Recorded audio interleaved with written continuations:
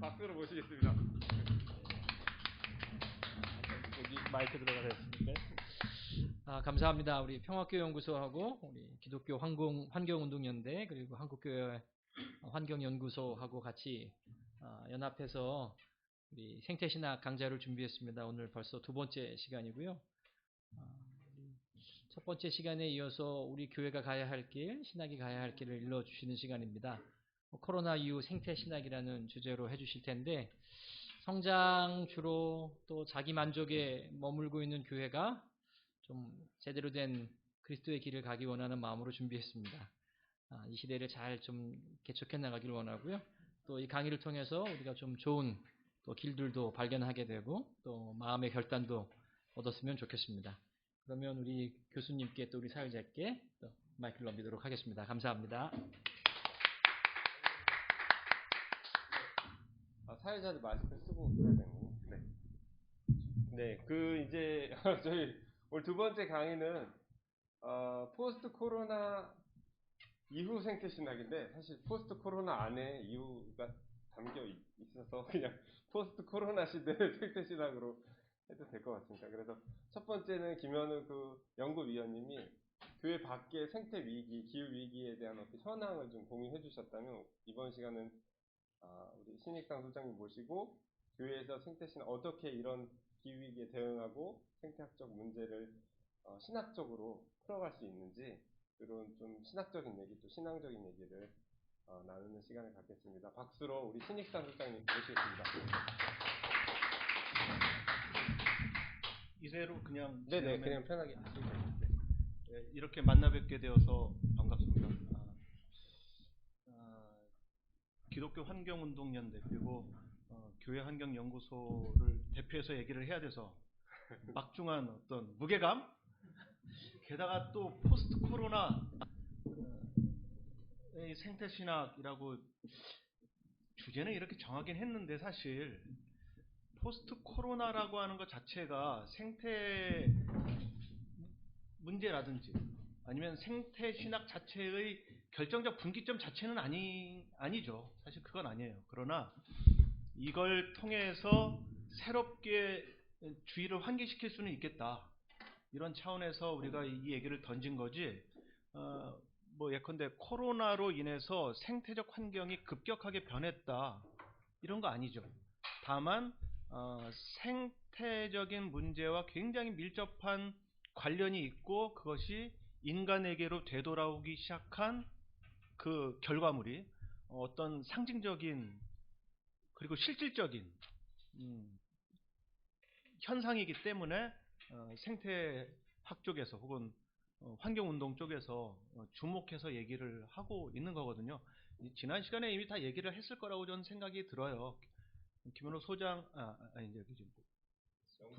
연구위원님께서 분명히 에너지 전환 문제 짚고 넘어가셨을 거고 사실 에너지 전환이 탄소 문제에 있어서는 굉장히 모든 것을 좌지우지하는 90% 이상의 에너지 문제 때문에 지금 탄소가 나옵니다. 물론 요 코로나 문제와 관련해 있어서는 탄소 문제보다는 공장식 축산과 연관해서도 얘기를 해보는 게 이게 더 맞을 거예요. 그리고 얼마 전에 7월 6일인가 7월 7일 현지 시간으로는 7월 6일이고요. 우리나라 시간으로는 7월 7일이에요. UN 보고서가 나왔었죠.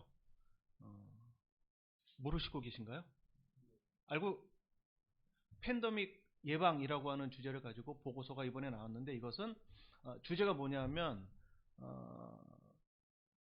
인간과 그리고 이게 인수 공통 전염병인 거잖아요. 코로나19가. 그러니까 인간과 전염병을 옮기는 동물과 어떻게 고리를 끊느냐. 이게 이제 팬데믹 예방인 거예요. 그 얘기를 쭉 하는데 역시 나왔던 이야기가 이건 인간이 너무 개발을 많이 하니까 그리고 공장식 축산 같은 걸 하게 되면 어떤 문제가 생기냐 하면 인간이 가축을 많이 길러요. 그러면 가축이 생활해야 될 환경을 크게 만들죠. 그러면 야생동물의 서식지가 줄어들죠. 인간에게 있어서는 인간의 영역의 확장인 거예요.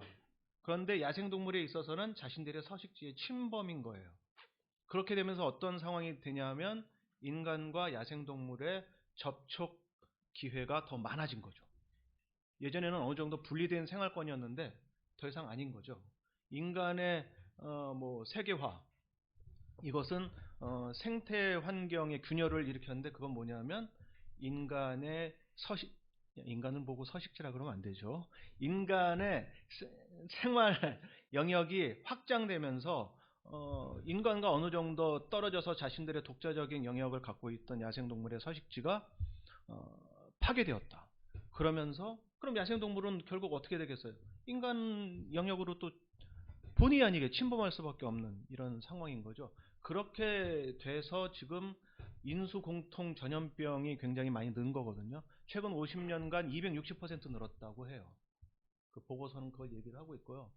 그러니까 코로나는 직간접적으로 인간이 개발을 확장하고 그 결과로 야생에 살고 있는 동물들의 삶을 파괴한 결과, 밀접한 연관이 있는 거죠. 유엔 보고서가 이걸 얘기했고요. 또 간접적으로는 기후 변화와도 또 밀접하게 연관이 될 수 있습니다. 이것까지 다 얘기를 드리면 제가 오늘 짧게 하려고 노력을 많이 하고 있거든요. PPT 슬라이드가 한 28장인가 정도 되지만 네, 한 장당 제가 한 1시간, 그럼 28시간이 되니까 네, 그래서 최대한 빨리 얘기를 해보도록 하겠습니다. 근데 이번에 그래서 준비해 온 것이 포스트 코로나라고 해서 코로나 이후에 어떤 변동된 무엇에 대한 얘기를 할 수는 없을 것 같아요. 그건 얘기를 할 수는 없을 것 같고, 요걸 기화로 해서 어떻게 우리가 좀 더 생태적인 문제를 실질적인 상황에서 신학적으로 생각해 볼 수 있겠는가? 이거 개인적으로 과소비 안 하는 거 굉장히 중요하죠. 근데 사실은 사회 시스템적으로 과소비를 안 하는 게 더 중요한 거거든요, 사실은. 과소비를 안 하는 시스템으로 바꿔야 되는 거죠. 그럴 때 출발점은 에너지 전환이 될 수 있어요.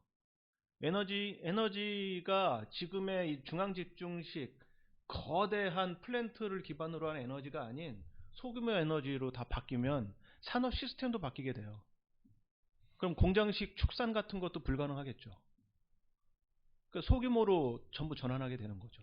소규모로 전환하면 에너지 공급이 소규모로 분산형으로 되면 산업 시스템 자체가 바뀌고, 그것 때문에 탄소라든지 메탄이라든지 축산 쪽에서는 사실 탄소보다 메탄인데 온실 효과 기여도는 메탄이 24배인가 더 높아요. 사실 탄소보다 굉장히 높아요.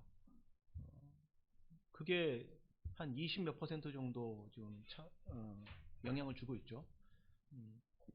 그러니까 기후변화랑도 연관이 있는 거예요. 공장식 축산이 코로나와도 연관이 되지만 기후변화와도 연관이 됩니다. 그러면 메탄이라든지 질소산화물과 관련된 여러 가지, 그건 더 높아요. 그거는 백몇십 배 정도 될 겁니다. 탄소보다 기여도가 소량이긴 하지만 이런 게 다 줄 수가 있습니다. 그러니까 에너지 전환하면 나머지가 환경이 변하니까 저절로 기후도 그렇고 생물 다양성 문제도 그렇고, 그리고 코로나 문제도 그렇고 해결될 수 있겠죠. 네. 그런데 제가 오늘 준비한 건 우리가 그 역사를 좀 알아야 되겠다. 무슨 역사냐면 기후변화에 대한 노력이 있었거든요. 그리고 생물 다양성과 기후변화에 대한 노력이 사실은 같이 출발했어요. 처음에 유엔에서 같이 시작했죠. 근데 그것이 어떤 의미를 갖는가, 어떤 한계를 갖는가를 짚어보고 그 다음에 신학적 논의로 넘어가는 그런 방식으로 이야기를 해보도록 하겠습니다. 그러니까 기본적인 정보를 우리가 갖고 있지 않을지도 모른다. 그런 생각에서 좀 거시적인 관점에서 접근해 보도록 하겠습니다. 거시적으로 가서 신학적으로 어떻게 응답해 볼 수 있을까? 이런 거죠. 아직 한 장도 안 넘어갔는데 예, 시간은 많이 흘렀죠? 네. 그러니까 황 소장님 걱정 많이 안 하셔도 될 것 같습니다. 네, 시간이 모자라겠다. 네, 시장의 세계화와 기후 위기라고 하는 내용으로 일단 얘기를 끌어볼게요. 이렇게 생각하거든요. 결국은 우리가 생태 얘기를 할 때 이게 기술적으로 접근해 갈 수 있는 방법이 하나 있어요. 그죠? 환경 기술을 어떤 식으로 가져가서 이걸 기술을 기반으로 해서 어떻게 이 문제를 해결해 갈 것인가. 근데 더 사실은 문제가 되는 것은 기술이 있다 없다의 문제가 아니라 정치적으로 어떻게 이것이 수용되고 세계에 영향을 끼치고 있는가. 이게 사실은 더 정치 경제적인 문제죠. 정치 경제학적 문제라서 정치 경제적 헤게모니 얘기를 해야 될 텐데 결론만 얘기하면 일단 그렇죠. 어떤 기술적 가능성이 아예 없는 건 아니거든요. 만족할 만한 정도로 있지는 않아요. 그렇지만 그렇다고 해서 지금의 이 화석연료 기반의 에너지 시스템, 그리고 그 에너지 시스템을 기반으로 한 산업 시스템, 그 산업 시스템을 기반으로 한 소비 시스템, 예, 이것들을 어느 정도 해소할 수 있는 그런 능력이 인간에게 없느냐? 그건 또 아닌 거죠. 그건 또 아닌 거예요. 단순히 과거로 돌아가자 이런 문제가 아니라 우리가 현재의 삶을 좀 더 변화시키면, 이게 굉장히 중요한 문제긴 한데 좀 더 변화시키면 될 수 있는 문제인데, 근데 이게 정치 경제적인 헤게모니에 의해서 소외되고 있는 상황이라고 할 수 있고, 그것이 기후 위기로 가고 생태 문제로 이어지고 있다, 이렇게 말씀을 드릴 수 있을 겁니다. 이 정치 경제적 헤게모니는 다름 아닌 바로 자유시장 근본주의죠. 자유롭게 시장에서 활동하게 해달라. 그래서 국가는 축소되어야 하고 시민보단 기업이 더 우선이 되는 그런 시스템. 그게 기후와 생태 위기의 사실은 근원이죠. 이거를 어떻게 해결하느냐.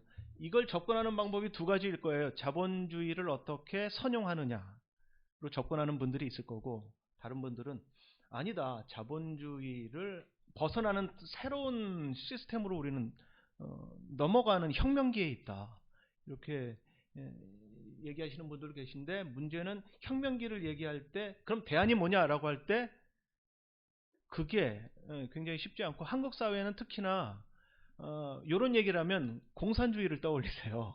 사회주의 공산주의에 대한 한국 사회에 살고 있는 분들의 반감이 굉장히 높습니다. 한 60, 70%가 반대를 하고 있어요. 지금 학습이 잘 된 거죠.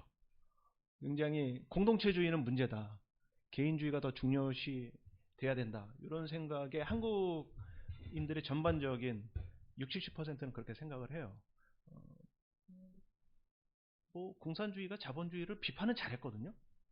그래서 그 비판은 굉장히 잘 귀 기울여 드릴 필요가 있고, 그 점에 있어서는 막스주의 생태학도 또 없는 게 아니고, 그런 얘기들을 귀담아 들을 필요가 있는데, 뭐 해결책이 공산주의 지금으로서는 해결책이 될 수는 없죠. 자본주의에 대한 모순을 잘 분석은 했으나 해결책은 제시된 바가 없고, 기독교인들은 그렇게 생각해 볼 수는 있겠죠? 그래, 기독교 신앙을 기반으로 한 어떤 정책적 대안이 그것에 대한 돌파구를 마련해 줄 수 있을지도 모른다. 그렇게까지 한번 생각해 보도록 하자고요. 생각은 자유니까. 그런 기반으로 제가 얘기를 해보도록 하겠습니다. 자유시장 근본주의를 넘어설 수 있는 생태신학적 제안이 가능할 것이냐, 그것에 대한 몇 가지 얘기를 끌어내도록 노력해 보도록 하겠습니다. 이 자유시장 근본주의가 현재 어떻게 진행되냐면 신자유주의죠. 신자유주의가 수십 년 됐어요, 이제. 그죠? 한 4, 50년 됐어요. 근데 지금은 이 신자유주의가 좀 바뀌었어요. 코로나 상황이 그걸 또 강화할 거예요.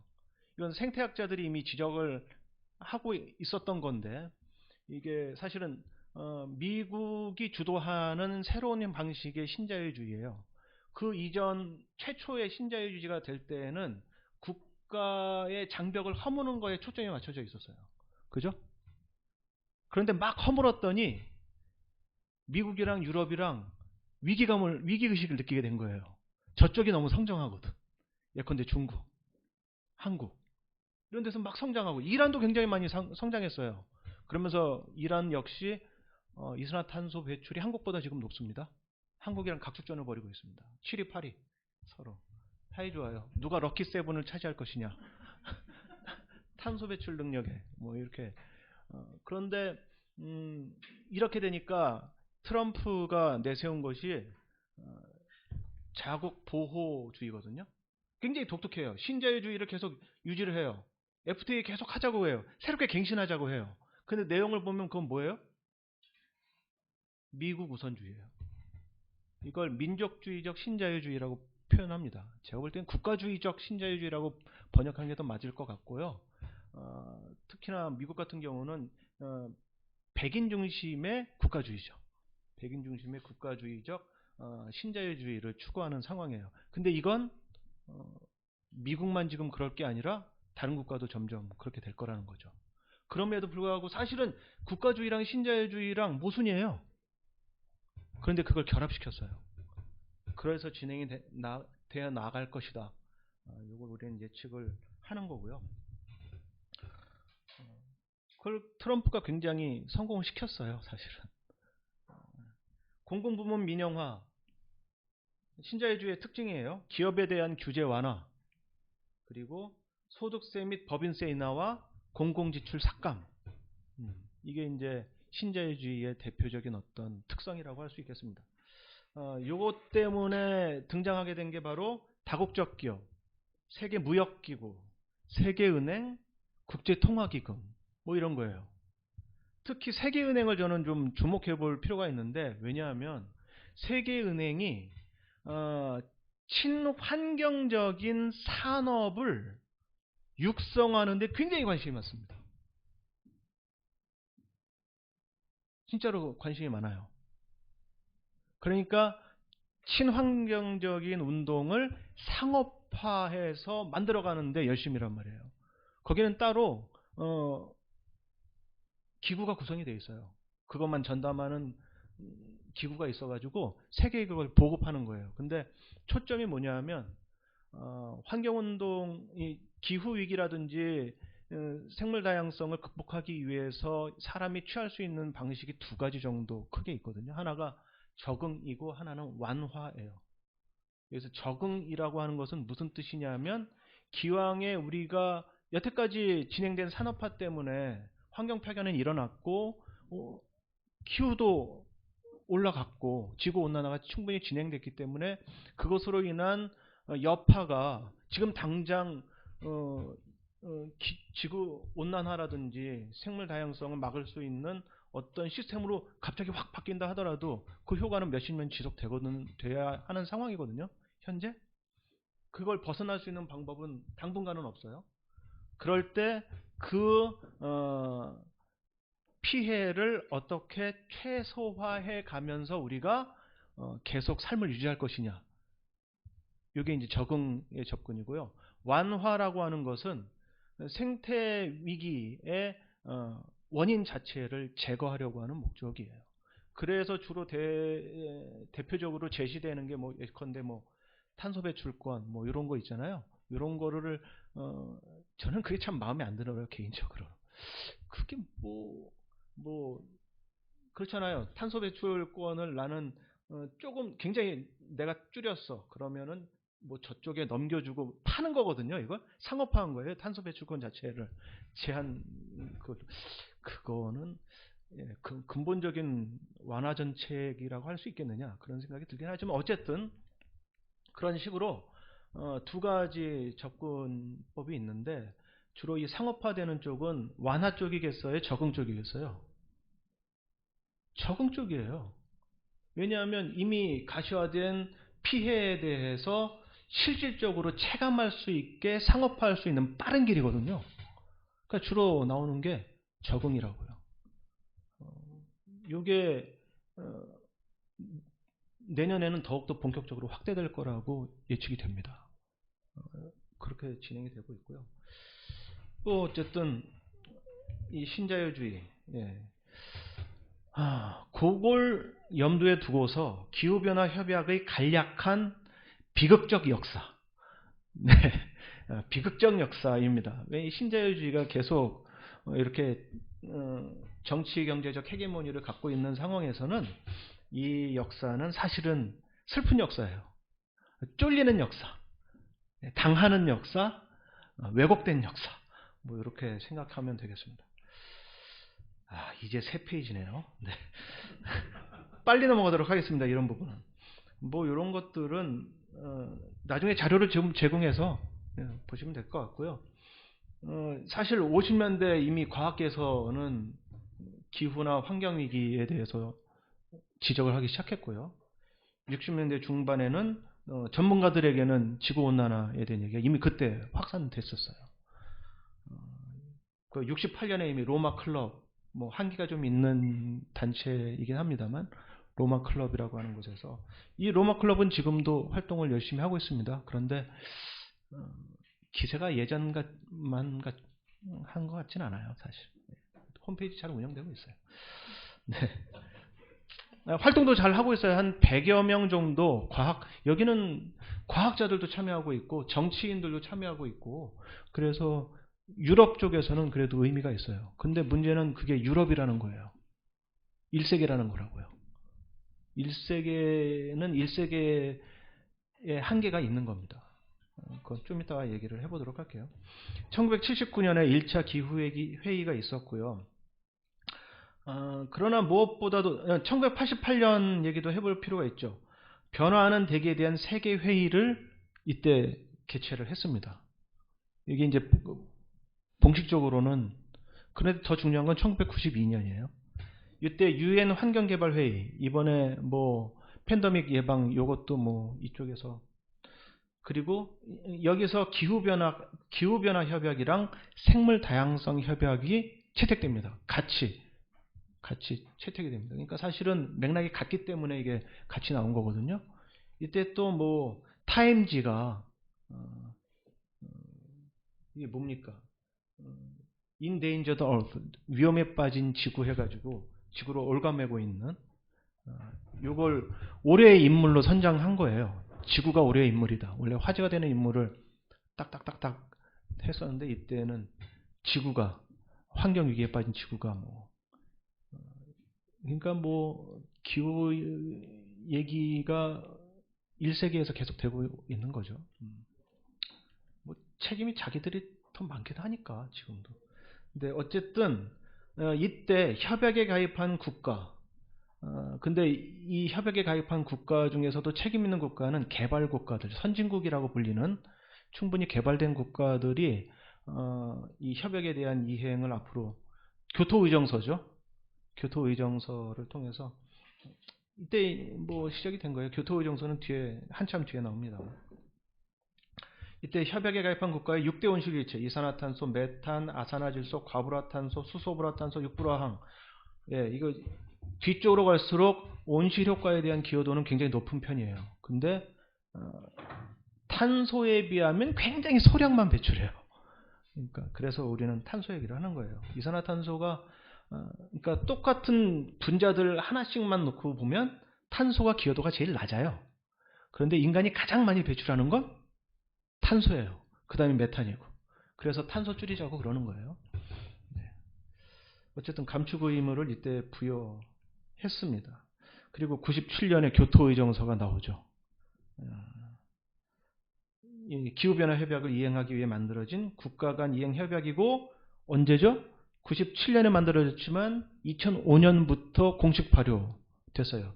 근데 이때만 하더라도 1단계가 2008년부터 2012년이고 2013년부터는 다른 걸 만들자. 한 단계 더 센 걸 만들자라고 했으나 그 센 걸 만들지 못했어요. 2013년에. 그래서 나중에 2015년 돼서 2013년도에는 좀 더 지금까지의 체제를 유지하자. 그러니까 협약이 잘 안 된 거죠. 잘 안 되고 미국이랑 호주랑 계속 우리 안 할 거야. 참여 안 할 거야 계속 얘기를 하고 그러니까 이제 질 끌다가 2015년에 파리기후 협약에서 이 체제를 2020년까지 유지하고 2021년부터 파리기후 협약에 의한 2단계 가입국이 한 몇 개국 되나요? 195개국 정도 돼요.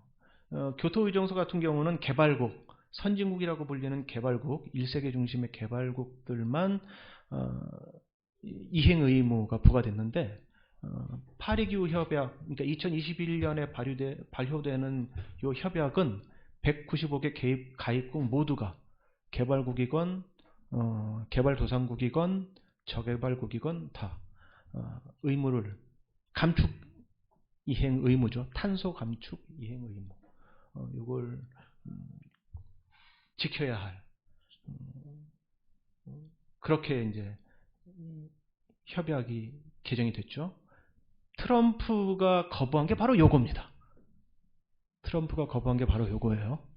작년 11월에 이거 공식적으로 탈퇴 선언을 했죠.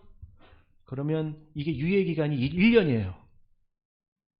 유예기간이 1년이라서 사실은 미국이 실질적으로 탈퇴가 공시가 되는 건 올해 11월이에요.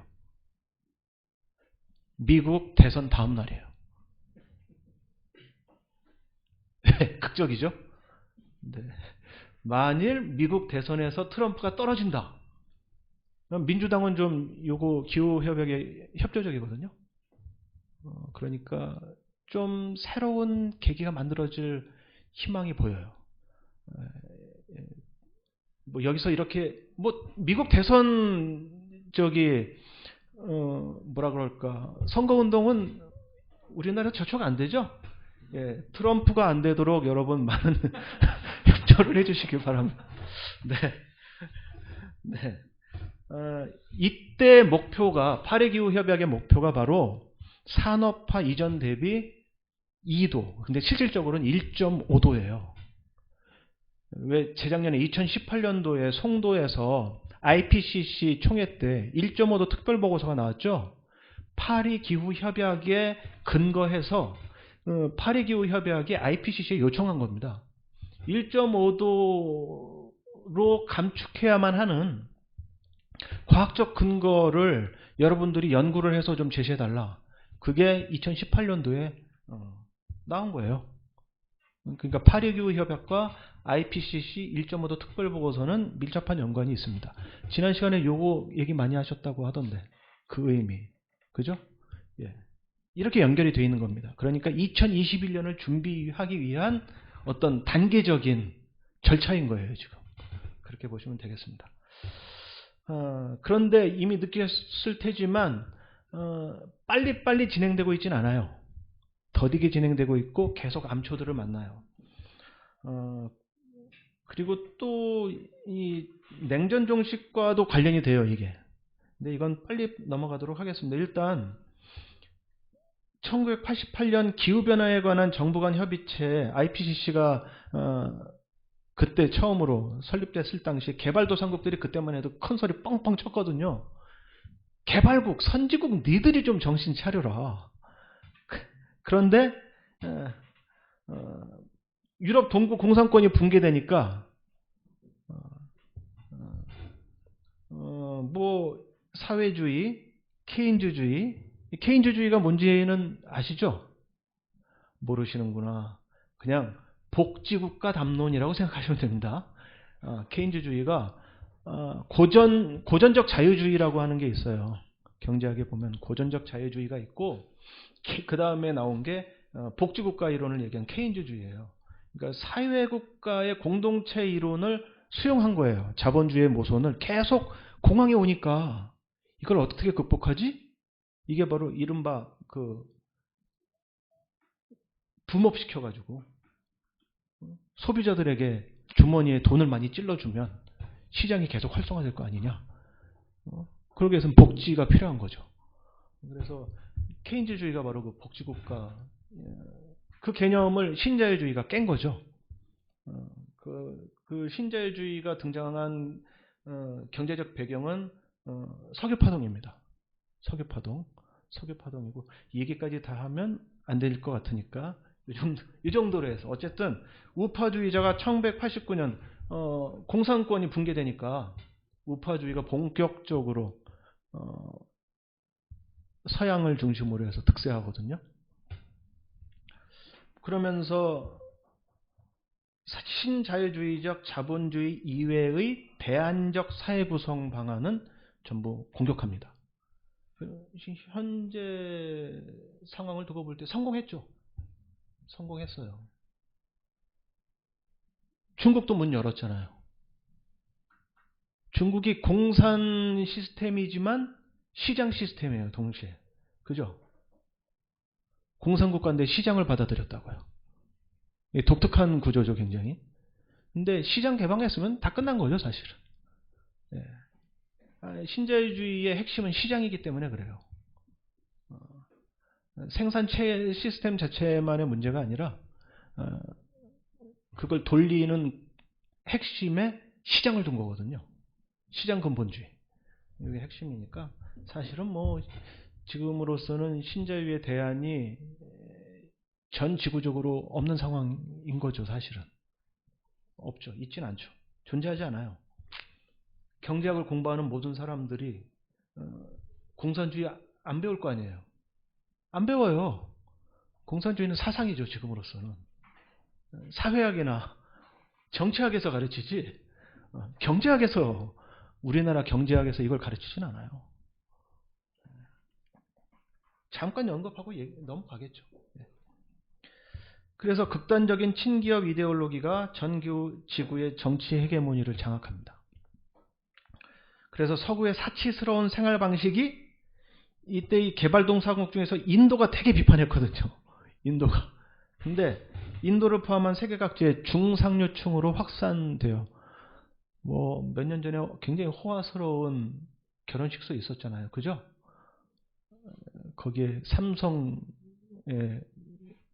이 모 씨도 가셔서 초대돼서 가셨었고, 네, 하여튼 그렇게 되니까 요 상황에서 온실기체가 급증하기 시작합니다.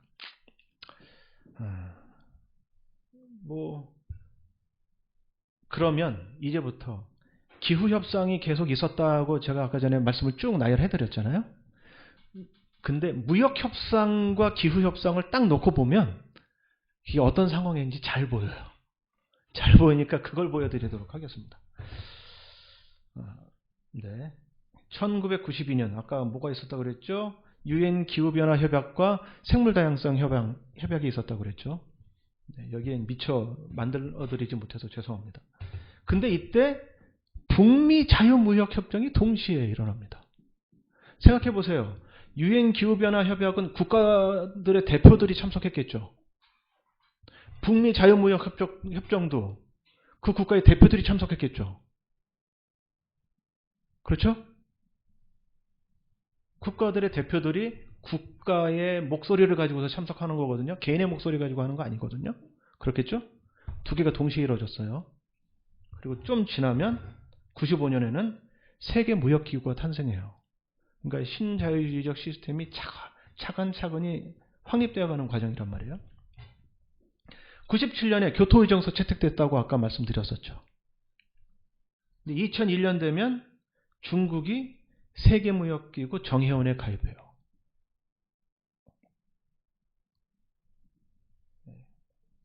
이게 어떤 때냐면요.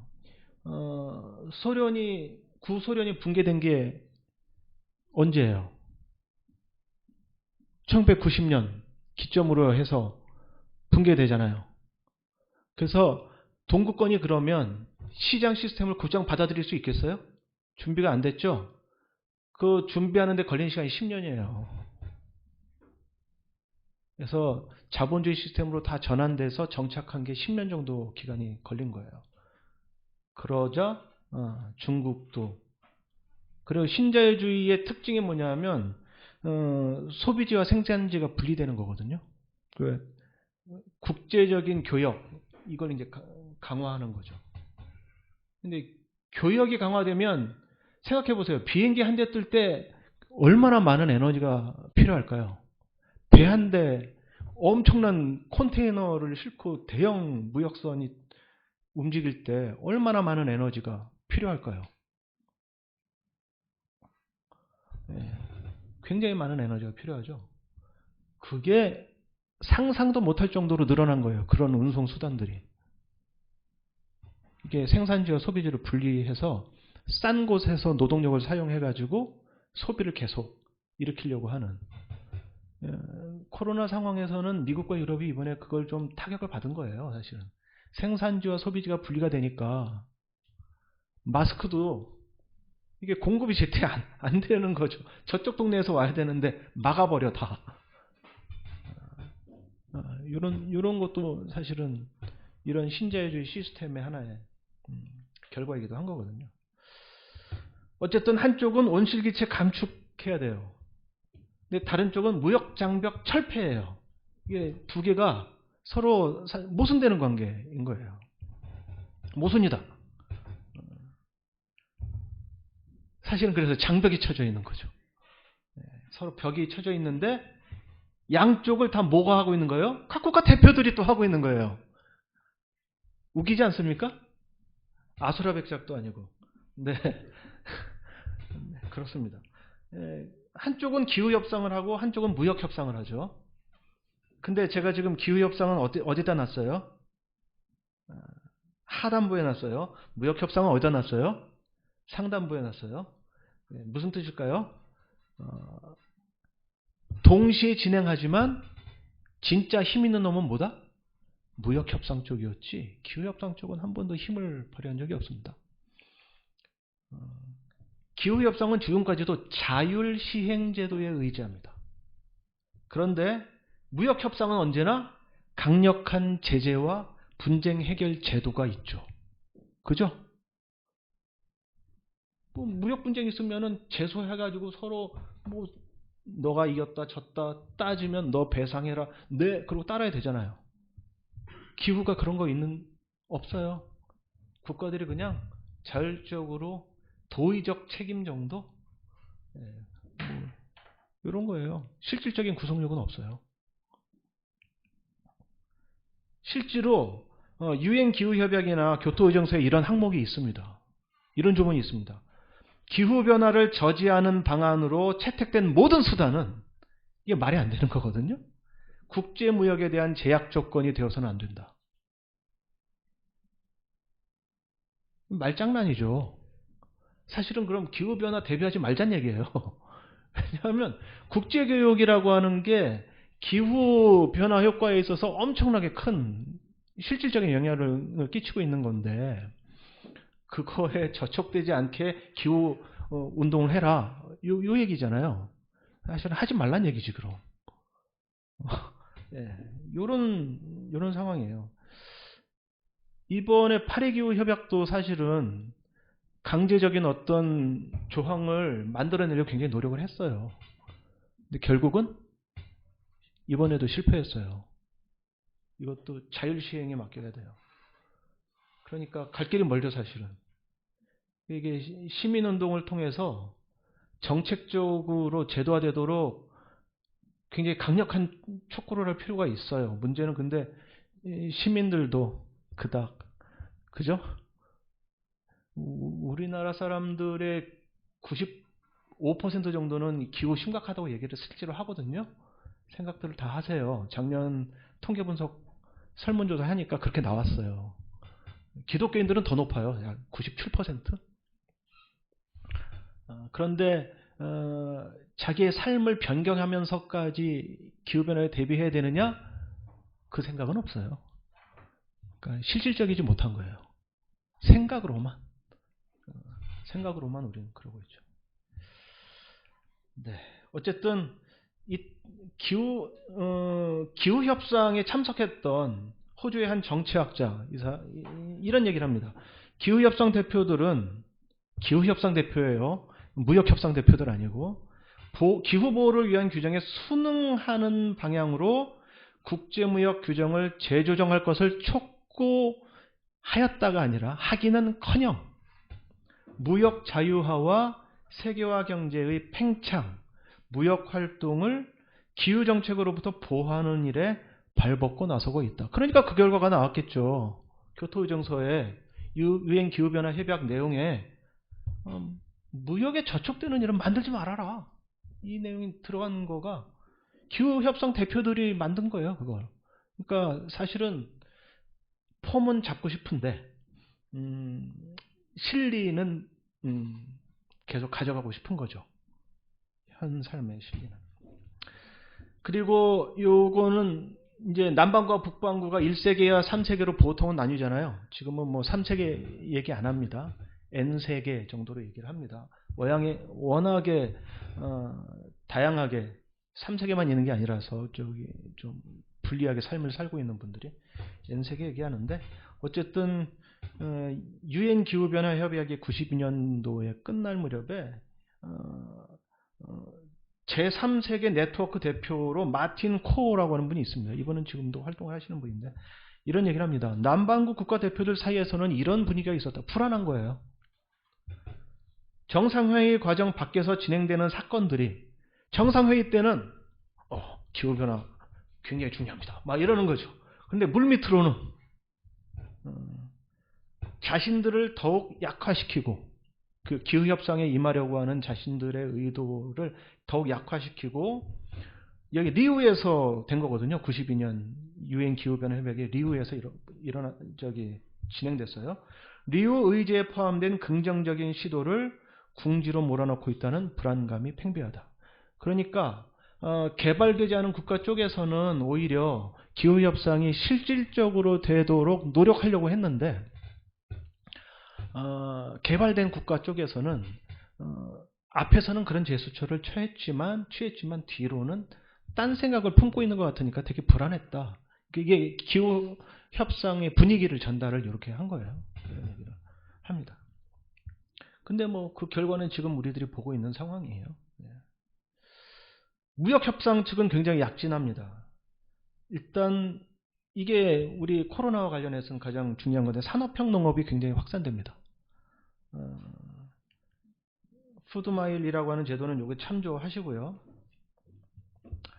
농산물이 생산자에서 소비자에게 전달되기까지 이동 거리인데 당연히 대형화되면 거리가 멀어지겠죠.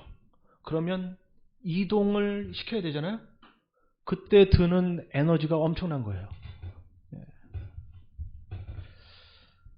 에너지 집약적 산업형 농업 모델을 세계화하는 무역 시스템이 지금 확립되어 있습니다. 우리나라 먹거리 자립도가 굉장히 낮죠. 지금 굉장히 낮아요. 우리나라도요. 한 20%대인 걸로 알고 있어요. 13%예요? 그쵸. 23%. 그러니까 사실 이건 먹거리 주권 문제랑도 굉장히 밀접하게 연결되어 있어요. 이 코로나 사태가 장기화되면 어쩌면 수입되는 농산물 문제도 생길 거란 말이에요. 근데 만약에 국제적으로 이 생산이 감소되면 당연히 수출을 하겠어요? 안 하겠지. 그죠? 산업 구조가 이런 식으로 변경되어 있기 때문에 다 연결되어 있기 때문에 우리 고민을 해야 됩니다. 하나의 문제가 아니에요. 떨어진 문제가 아니에요. 다 연결되어 있어요. 이거 하나 삐끗하면 저것도 같이 삐끗하는 거거든요. 네.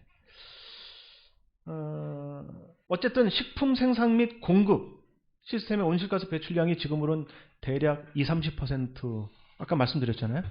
그 정도 됩니다. 이 정도 되니까 이것도 무시할 수 없는 거죠. 네, 무시할 수 없는 겁니다. 동시에 이 내용이 지금은 생물 다양성 문제랑도 밀접하게 연관이 돼요. 그리고 생물 다양성 문제는 사실은 기후 변화랑도 또 이건 여담입니다만 연관이 돼요. 예컨대 특히나 바다 영향이 클 거예요. 온실 효과가 높아진다고 하는 것은 태양으로부터 온 에너지가 지구에 더 많이 쌓인다는 거잖아요. 그럼 그게 대부분 어디에 쌓일 것 같아요? 공기? 땅? 바다? 어딜 것 같습니까? 이미 정답 얘기했잖아요. 제가 좀 전에. 바다가 90%예요. 바다에 끼치는 영향이 절대적이에요. 그리고 바다가 또 대기 순환의 결정적인 요인이죠. 그죠? 또 결정적인 요인이에요. 바다에 살고 있는 생물들의 환경이 급격하게 변화하겠죠? 그리고 그 외부 효과로 바다가 머금고 있던 에너지가 기후 영향, 공기의 영향을, 대기 흐름에 영향을 끼치고 그런 식으로 이제 막 서로 뭐 다 연결되어 있으니까 그게 진행이 되는 거예요. 앞으로 태풍은 메가급 태풍이 올 거고 태풍이 아니더라도 강풍이 불 확률이 높죠. 대기 불안정성이 더 커져서 기압차가 커져서 그럴 확률이 더 높을 거라고 예상할 수 있습니다. 단지 그냥 지구가 따뜻해졌다는 문제가 아니라 대기 불안정이 커지고 그래서 온도의 변화의 기복이 커져요. 바다가 머금고 있다가 막 뿜고 어떤 식으로 돌아갈지 정확하게 예측은 못해요. 근데 뭐 시뮬레이션 돌려본 결과에 의하면 일단 가뭄과 폭우의 그 폭이 지금은 이 정도라면 한 3, 4도 정도 오르잖아요. 3, 4도 정도 오르면 지금 상태로 가면 3, 4도 정도 무조건 올라요. 그럼 이 정도로 커진다 이렇게 보시면 돼요. 예. 단지 그냥 건조해지는 문제가 아니에요. 예. 그런 문제가 아니다. 지금의 삶을 영위하고 있는 삶 자체가 어려워진다. 그런 생각을 하셔야죠. 네, 어쨌든 무역협상 측의 약진으로 산업혁농업이 확산됐다. 그리고 기후 논의를 무역협정에서 배제하는 관행이 계속 지속됐다. 뭐 늦자고 뭐 딴 나라에서 주장하면 미국 같은 데서 넣지 맙시다. 그러면 입김이 센 나라가 결국 이겨요. 안 넣어요. 그렇게까지 어떻게 진행되어 왔어요. 여기 그 얘기 하는 거예요. 환태평양 경제동반자 협정. 우리나라도 관여가 되죠. 여기서도 원래는 기후 협약에 관련된 얘기 넣으려고 했었어요. 막판에 뒤엎었어요. 언제나 무역이 기후보다 우위에 있는 것이 현실입니다. 그럼 기후협상 측은 어떻게 그럼 했느냐? 노력을 어떻게 했느냐? 1990년대 초반에 IPCC와 함께 최초의 기후변화 협약 초안을 작성하던 협상자들이 있어요. 이 사람들이 각국의 탄소 배출량 측정과 감시 방안의 구체화에는 무관심했어요. 그러니까 현실화하는데 게을렀다고요. 자유무역 시대 이전에 만들어진 온실기체 측정 시스템을 적용했어요. 이게 무슨 뜻이냐면 자유무역 시스템 이전에는 국가 간 이동이 상대적으로 적으니까 국가에서 어느 정도 배출하냐만 단순히 측정하면 어느 정도 맞아떨어져요. 그런데 국가 간 무역이 빈번해지게 되면 그 국가에서 배출하는 것 플러스 뭐가 더 더해져야 돼요. 왔다 갔다 할 때 나오는 탄소 그것도 덧붙여줘야 되잖아요. 그건 뺐다고요. 그게 엄청나게 성장해 버렸는데 이렇게 되면은 이런 거예요. 미국이 탄소를 많이 배출해요. 중국이 탄소를 많이 배출해요. 모르세요? 중국이 1위입니다. 세계 1위. 미국이 3위예요. 인구는 14억 대 3억 5천. 그러니까 사실은 1인당 탄소 배출량은 미국이 엄청 높죠? 걱정 마세요. 한국도 엄청 높아요. 네, 한국이 질소냐? 네, 앉아요. 네, 거의 1위일걸? 한 손가락 안에 두세 손가락 안에 꼽힙니다. 한국이. 네, 럭키 세븐 넘버 3. 예. 네, 여기 행운이야, 우리가. 네, 그렇게 돼 있고요. 그런데 이렇게 생각해야 돼요. 중국의 생산지가 몰렸잖아요. 2001년부터 비약적으로 중국이 성장을 해요. 한국도 많이 갔죠, 공장이.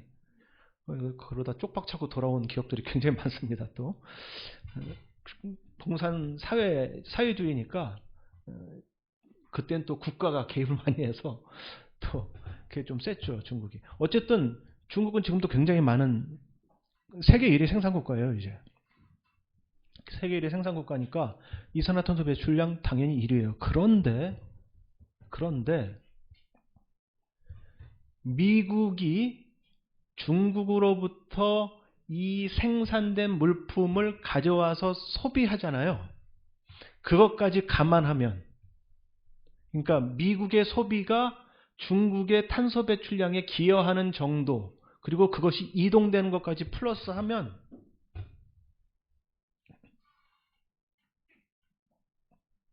여섯 배예요. 실질적 효과는. 이 얘기 안 한단 말이죠. 이 얘기 해야 되거든요. 그러니까 1세계가 지금 굉장히 탄소량을 줄이고 있다? 근데 소비를 줄이지 않는다? 그러면 책임은 그쪽에도 굉장히 많이 있는 거예요. 생산국만 막 뭐라 그럴 게 아니에요. 그러니까 중국도 나름 뿔나는 거거든요. 이래서는 해결이 안 돼요. 서로 너가 잘했다, 내가 잘했다 문제로 가면 이게 해결이 안 되는 거고, 이 시스템 자체를 바꿔야 하는 상황인 거죠.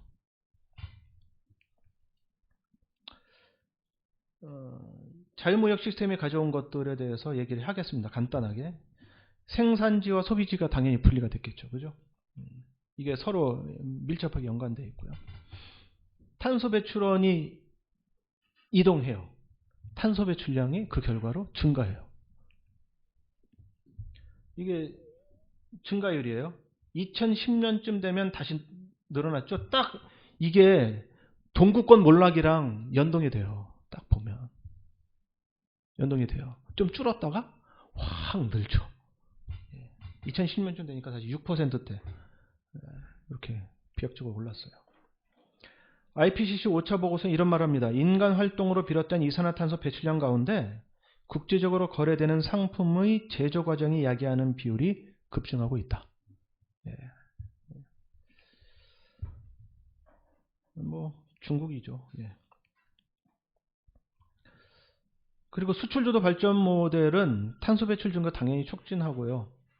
이 얘기들은 이제 길게 얘기하지 않겠습니다. 시간이 굉장히 많이 흐른 것 같습니다. 1시간 됐나요? 그럼 좀 더 얘기해도 되네. 네, 그럼 좀 더 얘기하겠습니다. 이게 워싱턴 컨센서스 얘기는 한번 할게요. 워싱턴 컨센서스가 원래는 왜 좀 경제적 위기를 겪고 있는 국가들에게 그 국가들을 돕겠다라고 하는 취지에서 이게 만들어진 건데, 이게 말이 좋아서 그 어려운 국가 돕겠다는 거지 뭐냐 하면 신자유주의적 경제 시스템을 수출하는 거예요. 그런 시스템이라고 보시면 됩니다. 그 내용은 요 박스에 있는데 그냥 읽고 넘어갈게요. 원래 남미 국가들에게 제공하려고 했었어요. 근데 지금은 이게 세계 표준이 됐어요. 세계 표준이 돼서 쫙 퍼졌고, 이거 대표적으로 잘 받아들인 나라가 우리나라예요. 멀리 갈 거 없어요. IMF 요 이후에 가장 잘 받아들인 나라 대한민국. 그것 때문에 또 성장한 나라 대한민국. 남미는 못했는데 우리는 했다. 좋아하는 나라 대한민국이죠. 네. 사유재산권 보호, 정부 규제 축소, 국가기관 산업 민영화, 외국 자본에 대한 제한 철폐, 무역 자유화와 시장 개방, 경쟁력 있는 환율 제도의 채용, 자본시장 자유화, 관세 인하와 과세 영역 확대, 정부 예산 삭감, 경제 효율화. 경제 효율화가 뭐겠어요? 네? 쉽게 고용하고 쉽게 해고하는 거예요. 네, 그리고 동시에 기술과학과 결합해서 훨씬 효율적인 생산 기계를 도입하는 거죠. 지금은 AI 시스템과 결합해 가지고 이게 비약적으로 성장하고 있죠. 고용률은 당연히 떨어지겠죠. 네, 떨어지고 있습니다. 한 번도 1960년대 이후에 전 세계적인 고용률이 세계적으로 성장한 적은 없습니다. 근데 효율성은 계속 증대해 왔습니다. 네, 역설이죠. 어쨌든 이런 거. 그러니까 미국발 신자유주의 경제 이론이 확산된 거예요. 워싱턴 컨센서스를 통해서. 네, 이렇게 생각하시면 되겠고요. 그래서 자유무역 시스템이 도입되게 된 거고요. 신자유주의 경제 이데올로기가 이걸 딱 서포팅하고 있는 거죠. 그 결과가 탄소 배출 증가 촉진으로 딱 나온 거다. 이렇게 보시면 되겠습니다. 네, 이제 빨리 끝내야 되니까. 빨리 끝내지 않아도 아까 전에 1시간 20분 동안 떠들어도 된다고. 네, 2시간이었어요? 예, 그러면은 괜히 빨리 갔다는 생각이 들긴 하지만 나머지 한 30분은 신학 떠들어야 되니까, 그죠? 신학 얘기를 아직 안 하셨어요. 네, 신학 얘기를 해야 됩니다. 그래서 신학 쪽으로 빨리 가야 되니까 이거 일단 뭐 중국 값싼 인건비, 노동조합 활동, 봉쇄 잘 되는 나라잖아요. 그죠? 노동조합이 어떻게 있을 수 있어요, 이런 나라에서. 근데 저임금과 높은 탄소 배출량 사이에 상관관계가 당연히 있죠. 값싸고 숙련된 노동력을 착취할 수 있고요. 무엇보다도 오염물질 관리 시설이 없는 화석에너지 사용이 더 훨씬 용이하죠. 중국이 지금에 와서는 사실 생태문명 이래가지고 자기네 공기질이 너무 나빠지니까 이걸 국가적으로 시책으로 지금 친환경적인 어떤 걸 하겠다 뭐 이러고 있긴 하거든요. 그런데 지금과 같은 국제적인 환경 속에서 중국이 그걸 국가 주도로 시행한다고 해서 여기에는 사실은 존 카비 과정신학도 연결되어 있어요. 연결되어 있긴 한데 그 긴 얘기를 또 여기서 다 할 수는 없고요. 그런데 한계가 있을 거라고 예상할 수밖에 없어요. 국가 주도로 이렇게 가는 게. 왜냐하면 그 국가가 다른 국가가 아니라 바로 이런 생산을 또 열심히 해야 되는 국가거든요. 미국과 경쟁하고 싶어 하잖아요, 계속. 그래서 정치, 경제적 헤게모니를 가져가고 싶어 하잖아요. 그러면 해법이 없는 거예요. 그걸로 넘어가면 더 이상 해법이 없어요.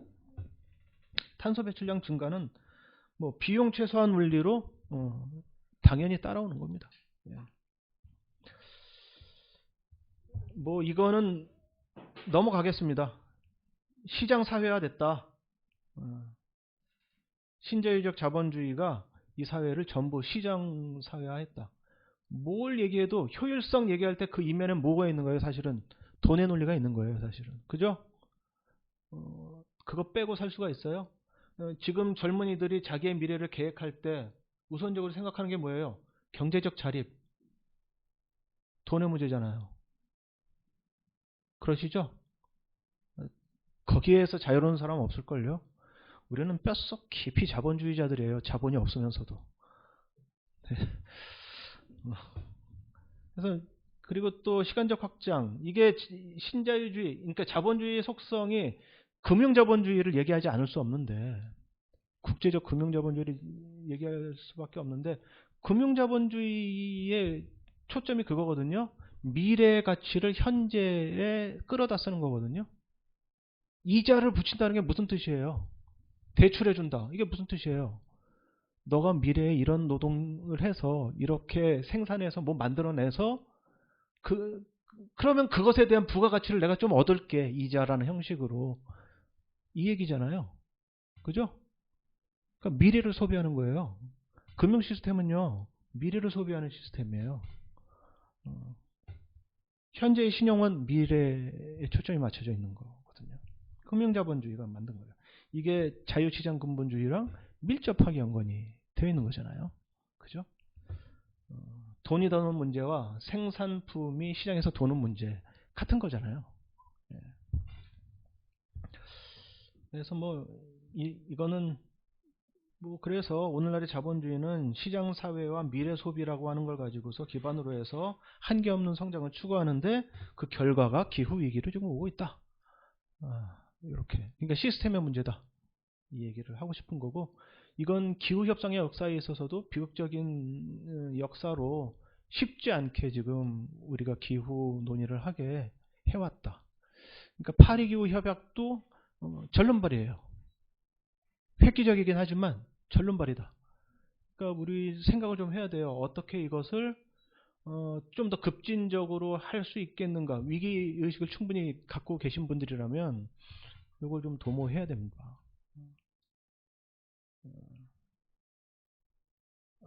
근데 요거는 한계 없는 성장 추구라고 하는 거에 이게 사실은 지속 가능성 문제가 있는 거죠.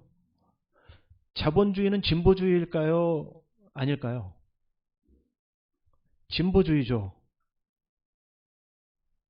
진보주의 하면 보수 진보 나눠가지고 그렇게 생각을 하시는 거잖아요, 지금. 그죠? 공산주의는 진보주의일까요? 아닐까요? 진보주의죠. 진보주의예요, 전부.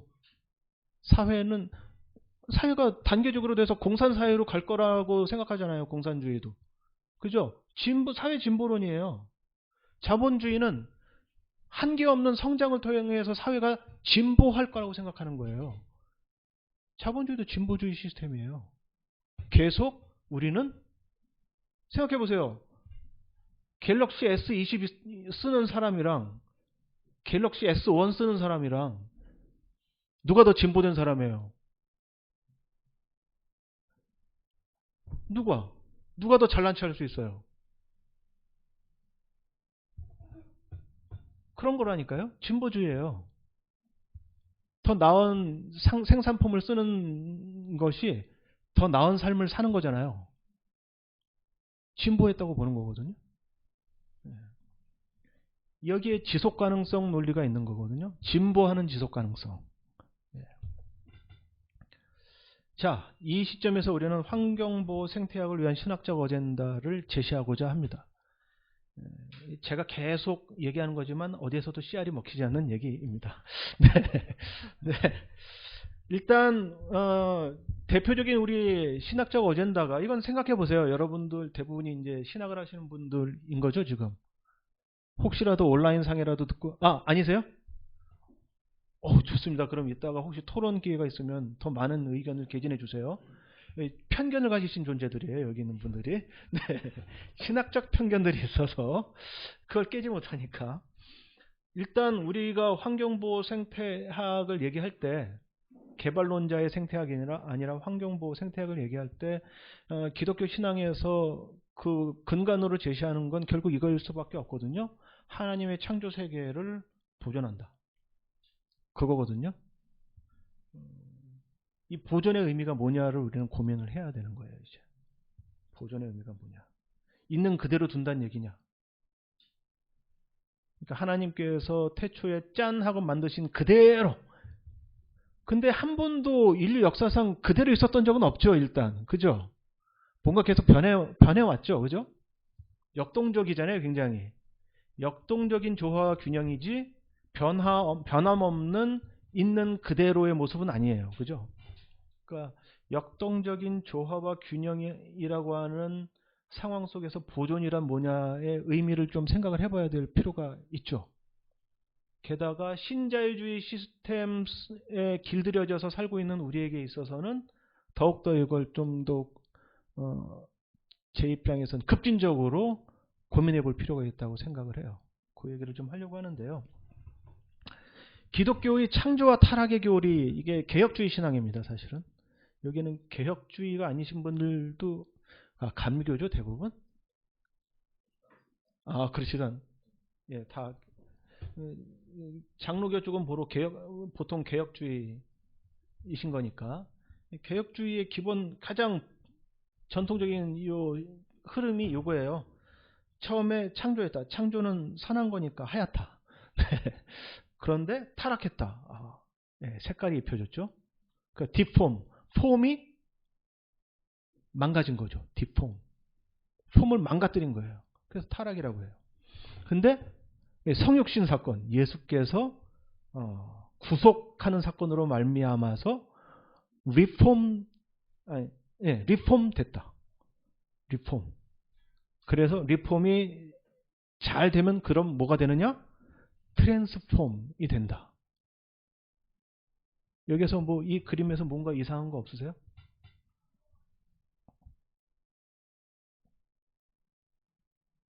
어떤 특징이 있나요? 이 도식에서. 맞습니다. 트랜스폼과 폼이 같다고 봅니다. 그러니까 사실은 어떻게 된 거예요? 원상복귀. 그죠? 그러니까 이 지점에서 보존의 의미가 뭐냐고 우리는 다시 물어야 되거든요. 신학적 도식이 이러면 보존의 의미는 뭐예요? 폼을 다시 찾는 거죠. 굉장히 보수적인 거예요, 이건. 그렇게 되면 이제 진화론을 받아들이기 굉장히 어렵죠. 그죠? 진화적인 사고를 받아들이기가 굉장히 어려워져요. 왜냐하면 이거 우리가 실제로 하려고 하는 것은 계속 이전 것보다 다른 어떤 상황에 죄송합니다. 이렇게 가면 안 돼요. 이건 진보론이라고 그랬고 진화론은 원래 진보론 아니거든요. 어떤 방향으로든 막 이렇게 흩어져서 다양성이 창출되는 과정이 진화예요. 그래서 주로 나무로 많이 비유하죠. 나뭇가지가 가지가 막 자라나고 뻗쳐나가요. 그러면 왼쪽에 있는 가지와 오른쪽에 있는 가지 중에 더 진보된 가지가 있어요? 그냥 뻗어나간 것일 뿐이죠. 그죠? 뻗어나간 것일 뿐이에요. 그래서 우열을 가릴 수 없어요. 다양성만 창출되는 게 진화과학의 원래의 입장이에요. 그러니까 지금 바퀴벌레와 인간은 진화과학에 있어서는 우열을 가릴 수 없는 현재 가장 잘 적응해 있는 서로 다른 두 종일 뿐이에요. 무슨 말인지 이해하시겠죠? 예. 그런데 이 기독교의 신학적인 이 기본 도식에는 그런 걸 생각할 수 있는 여지를 별로 잘 주진 않는다. 원래 상태로 돌아가는 것에 대한 이미지가 더 강하다. 그로서 보존을 얘기를 해요. 여러분들은 어떻게 생각하세요? 저는 요걸만 가지고 얘기하면 현재의 상황을 타개하는데 좀 힘들겠다. 이런 생각을 합니다. 보존의 의미를 진화적인 생각, 역동적인 조화와 균형이라고 하는 생각에 맞추어서 조정할 필요가 있다. 잘못하면 이거 보수운동이 되는 거예요. 진보운동이 안 되고. 그 생각을 좀 해볼 수가 있어요. 그래서 생각해 보세요. 보존이 만일 있는 그대로 두는 거라고 하면 그러니까 이게 굉장히 좀 저는 진보주의자는 아니거든요. 그러니까 아까 전에 말했던 그 의미에서 진보주의자. 정치적 보수와 진보 얘기가 아니라 아까 전에 말했던 그 자본주의나 공산주의나 전부 진보주의란 말이에요. 기본적인 흐름이 사회가 진보하고 있다고 하는 생각. 그 생각 속에서 지금 세계를 바라본단 말이에요. 근데 저는 진보주의자는 아니에요. 굳이 기독교적인 바탕 속에서 헨리 조지라고 하는 분이 있어요. 토지 공개념을 얘기했던 막스와 같이 활동했던 분인데 이 헨리 조지가 그런 말을 해요. 진보와 빈곤이라는 책의 서문에 이런 얘기를 합니다. 사회가 지금처럼 이렇게 산업화의 한가운데 있었던 노동자였거든요. 기독교인 노동자인데 이분이 이런 얘기를 해요.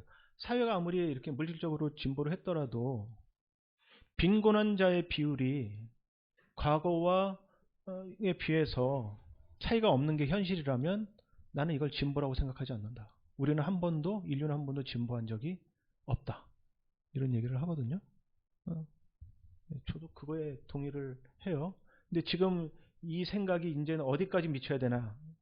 인간이 아니라 전 지구에 존재하는 모든 생명체에게까지도 우리는 이제 적용해야 되는 거죠. 그런 시점인 거죠. 근데 많은 학자들이 인간 중심주의에서 벗어나지 못했어요. 아직도 한국 사회 대부분의 학자들이 그런 생각 안 합니다. 근데 어쨌든 우리가 생각할 수 있는 것이 그래서 보존이라고 하는 개념을 보수적으로 가져가고 개발이라고 하는 것을 잘못된 진보 이렇게 생각을 해서 그냥 이렇게 대립시켜 놓고 봐야 될 거냐. 그럼 저는 보존에 대해서도 해결하기가 어렵고 개발의 문제를 정확하게 짚어내기도 좀 곤란하게 되는 상황이다. 이렇게 좀 생각이 들어요. 그래서 보존 대 개발의 논리로 계속 환경 문제를 대립 구도로만 이렇게 둬선 안 된다. 그러니까 세계를 바라보는 시각에 있어서 말이죠. 그럴 때 신학이 제시할 수 있는 게 과연 뭘까? 그걸 이제 고민하려고 하는 거거든요. 여기서 일단 이 생명 존재는 바이오 이코노미라고 하는 그런 식의 생명 경제가 아닙니다. 바이오 이코노미라고 하는 건 있는데 그 경제는 굳이 말하자면 녹색 성장과 거의 비슷한 얘기인데 전 녹색 성장은 저는 찬성하지는 않아요. 그것도 한번 생각해 보세요. 녹색 1.5도 보고서가 사실은 던진 과제가 1.5도 특별 보고서가 던진 과제도 그거거든요. 녹색 성장이 진짜 가능한가? 그러니까 성장을 계속하면서 친환경적인 어떤 환경을 유지할 수 있는가? 이런 얘기를 하는 건데 그게 가능할까요? 지금의 상황은 계속 그런 식으로 생각하면 우리가 예상되는 거는 2100년 되면은 4도 정도는 올라가는, 3, 4도는 올라가는 거고, 그럼 사실 돌이킬 수 없어요. 그래서 새로운 균형으로 가는 거예요. 우리가 지금 가지고 있었던 균형이 아닌 새로운 균형 상태. 그거는 우리가 살기 참 힘든 상태죠. 물론 2100년까지 사실 분이 별로 여기는 혹시 압니까? 기술이 발달해서 150살까지 진짜 살게 될지? 네, 그러면 기술적 발달은 있을지 몰라도 지구적 환경은 그 기술을 서포팅하지 못할 겁니다. 네. 어쨌든 그런 생명 경제가 아니라 녹색 성장을 얘기하는 생명 경제가 아니라 우리 WCC에서 한국에서 했던 게 벌써 몇 년이죠, 그게? WCC가 한국 부산에서 한 게 그게? 그때 이 얘기가 나왔었어요. 이 보고서가 나왔습니다. WCCM이 이코노미 오브 라이프입니다. 이코노미 오브 라이프 해서 이때 WCC도 이게 연구가 다 됐어요, 사실은. 그래서 그 여러분들 문서가 다 공개되어 있으니까 관심 있으신 분들은 물론 영문입니다. 예. 관심 있으신 분들은 그리고 그거 한국어로 번역해서 요약본은 사실은 나왔어요. 저도 거기에 하나 참여를 했고요. 그때 생명경제 부분을 제가 또 담당을 했었는데 거기서 얘기하는 것은 경제적 부정의와 생태 위기는 맥이 다 있다. 지금 우리가 본 것처럼 다 있습니다. 다 있기 때문에 그래서 경제가 경제적 부정의도 그리고 생태 위기도 함께 극복할 수 있는 그런 경제를 만들어 나가야 되는 거죠. 그러니까 세계관이 변해야 되고 그리고 현재의 시스템에 대한 비판이 또 들어가야 되고 뭐 이런 거죠. 그 얘기를 하는 거죠. 그때 많이 얘기가 되는 게 통전적이고 관계적인 세계관을 통해 극복하자는 얘기입니다. 여기서부터 이제 제가 새로운 얘기를 좀 제시하려고 하는데 자본주의 시스템은 상생의 시스템입니다. 등가의 시스템이기 때문에 그렇습니다. 상생하자는 게 그런 거잖아요. 나는 이만큼인데 너는 이만큼 가면 안 돼. 내가 이만큼 갔으면 너도 이만큼 가는 거지. 상생의 정치. 또 신학에는 우리 또 감신대 또 예전에 상생의 신학이 있었습니다. 모 교수님이 지금 은퇴하신 상생의 신학 뭐 이랬는데 전 그때 참 감명 깊게 들었는데 지금에 와서는 말도 안 되는 소리다 라는 생각이 혹시 그분 만나면 제가 그랬다고 굳이 전달은 하지 마세요. 그러나 전달해도 상관은 없습니다. 전 신학이 상생의 신학일 수는 없다고 저는 봅니다. 그리고 상생을 얘기하는 순간 굉장히 친자본주의적인 접근 방식과 구분하기 굉장히 어려운 지점이 생겨버린다고 저는 생각을 합니다. 자본주의는 상생을 통해서 상생에 이른다고 하는 도식이에요. 말하자면. 예컨대 시장에서 등가의 교환이 이루어짐으로써 우리의 삶이 등가로 행복해질 수 있다. 이렇게 얘기하는 거잖아요. 근데 우리 그거 안 믿죠, 사실. 등가로 시장에서 경쟁하면 결국은 이렇게 된다는 걸 우리 알잖아요. 그죠? 그러니까 상생의 방법을 통해서 상생이 일어나지 않죠. 근데 자본주의는 끊임없이 등가로 상생의 방법을 취하면 같이 똑같이 간다라고 하는 그러면 마치 이 사회 전체가 그렇게 될 것처럼 얘기해요. 경제 시스템에서. 그렇죠? 정치인들도 그런 얘기를 얘기해요. 미국도 그런 얘기를 해요. FTA가 그런 거잖아요. 그때 빈번하게 나오는 게 너랑 나랑 대등하게라고 얘기하는 거예요. 한국의 주한미군 방위비협상 할 때도 들고 나오는 게 그거잖아요. 우리가 니들보다 손해봤어. 똑같이 상생이거든요. 똑같이라는. 그런데 센 녀석이 상생을 얘기하는 거랑 약한 녀석이 상생을 얘기하는 거랑 사실 얘기하는 내용 전혀 다른 거거든요. 그죠? 그러니까 무슨 얘기인 거예요? 상생이 방법론이 될 때는 정치경제적 헤게모니에 따라서 전혀 다른 얘기가 될 수 있는 거죠. 사실은 정치경제적 헤게모니를 가지고 있는 존재의 상생의 논리가 신자유주의로 확산된 거죠. 그 결과를 우리가 지금 목도하고 있는 거고 그 상황에서 우리가 기후위기를 얘기하고 있는 거란 말이죠. 그런데 기독교도 이걸 상생으로 풀어간다? 저는 일단 첫째, 기독교의 근본 정신에 그건 어긋난다고 저는 생각을 해요. 기본 정신에. 예수는 상생을 얘기한 적이 없습니다. 예수가 보여준 게 상생이 아니에요. 희생이죠. 그러니까 상생의 방법론으로 도달하기 위해서 목표는 같아요. 목표는 우리 모두 천국 가자예요. 그죠? 온 만물이 천국 가자. 그런데 그 방법론으로 예수가 제기한 건 너랑 나랑 똑같이가 아니잖아요. 누군가의 희생의 토대로서 거기에 도달할 수 있다라고 하는 희생의 정신이 기독교는 원래 갖고 있는 거거든요. 근데 지금 이 희생이라고 하는 거가 이런 약자와 강자의 이 불평등한 구조 속에서는 언제나 약자가 희생되어 왔기 때문에 말하기 어렵죠. 그죠? 말하기 어려워요. 그런데 그 말을 안 하면 사실은 지금의 이 자본주의 시스템에 말리는 거라고 저는 생각을 해요.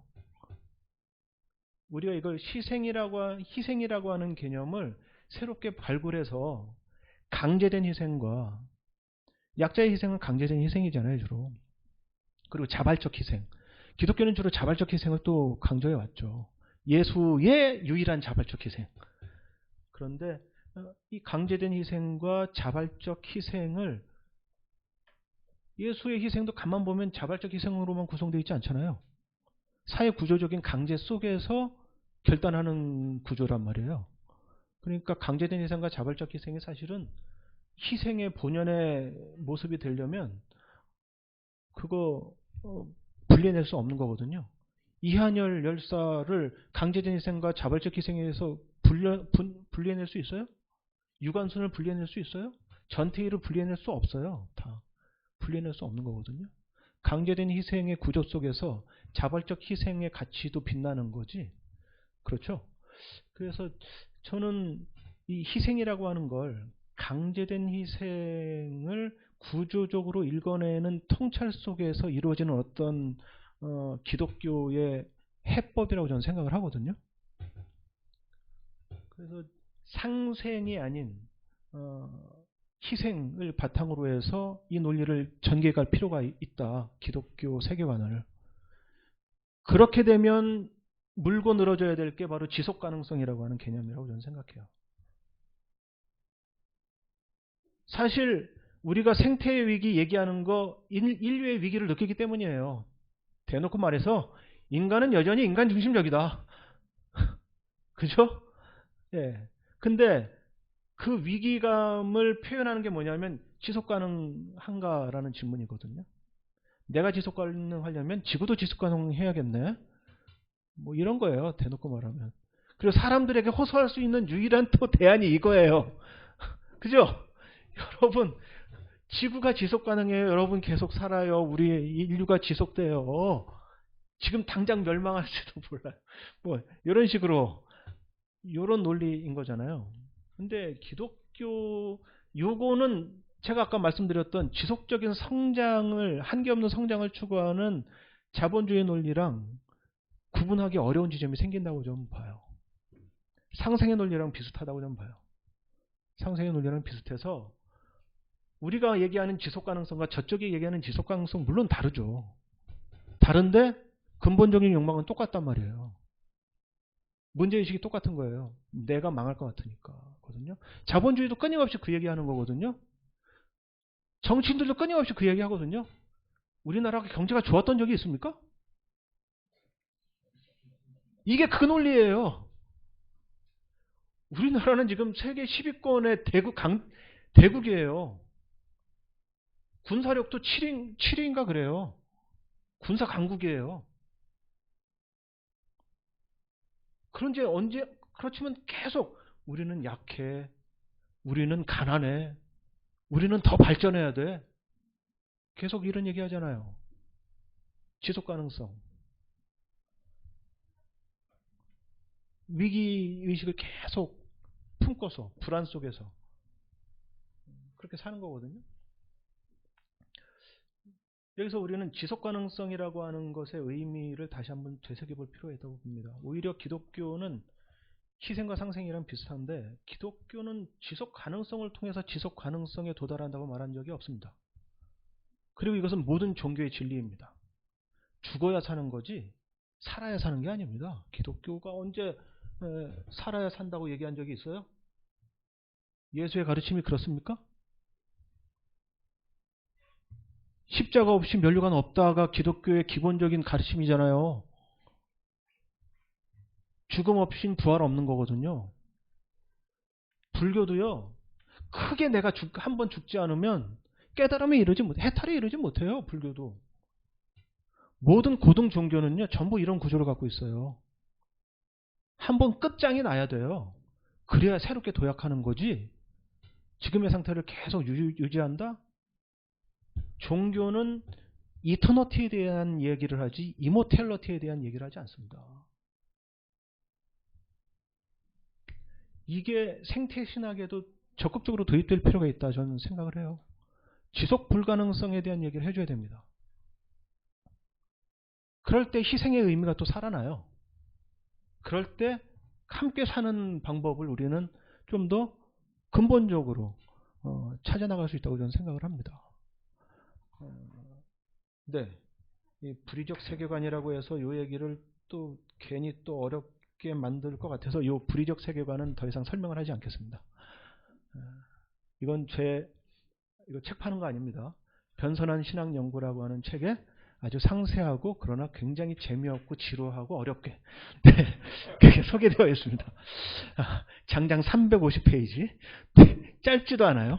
네, 혹시 필요하시면 거기서 살펴보시기 바라고요. 아니면 다석 유영모나 함석헌의 글들 이런 글에서도 불의적 세계관을 보실 수 있을 겁니다.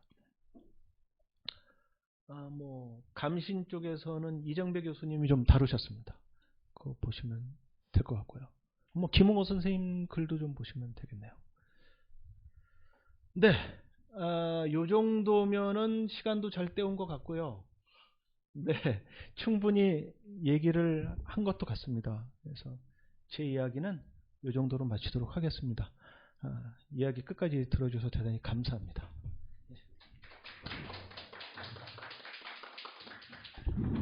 네, 감사합니다. 지금 1시간 25분 정도 말씀하셨는데 그 IPCC 국제기후협약의 어떤 슬픈 역사 되게 잘 들었고요. 저도 좀 새롭게 느낀 것 같고 또 신학적으로 어떻게 우리가 지속가능성을 극복하고 비판해야 되는지 그런 이야기까지 잘 전해주신 것 같아요. 그래서 아마 들으시면서 질의응답하고 싶으신 게 많으실 것 같은데 혹시 온라인상에 나온 질문이 있나요?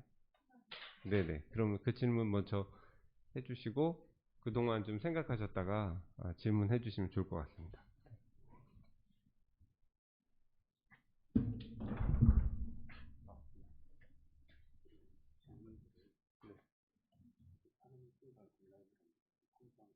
네네. 질문. 네. 신익상 소장님 귀한 강의 감사드립니다. 많은 거 배우고 있습니다. 개혁신학의 보존 논리가 아니라 진화론적인 다양성과 역동성의 미래를 말씀하셨는데 이 부분에 대해서 좀 더 부연 설명 부탁드린다고 그렇게 질문 주셨네요. 네.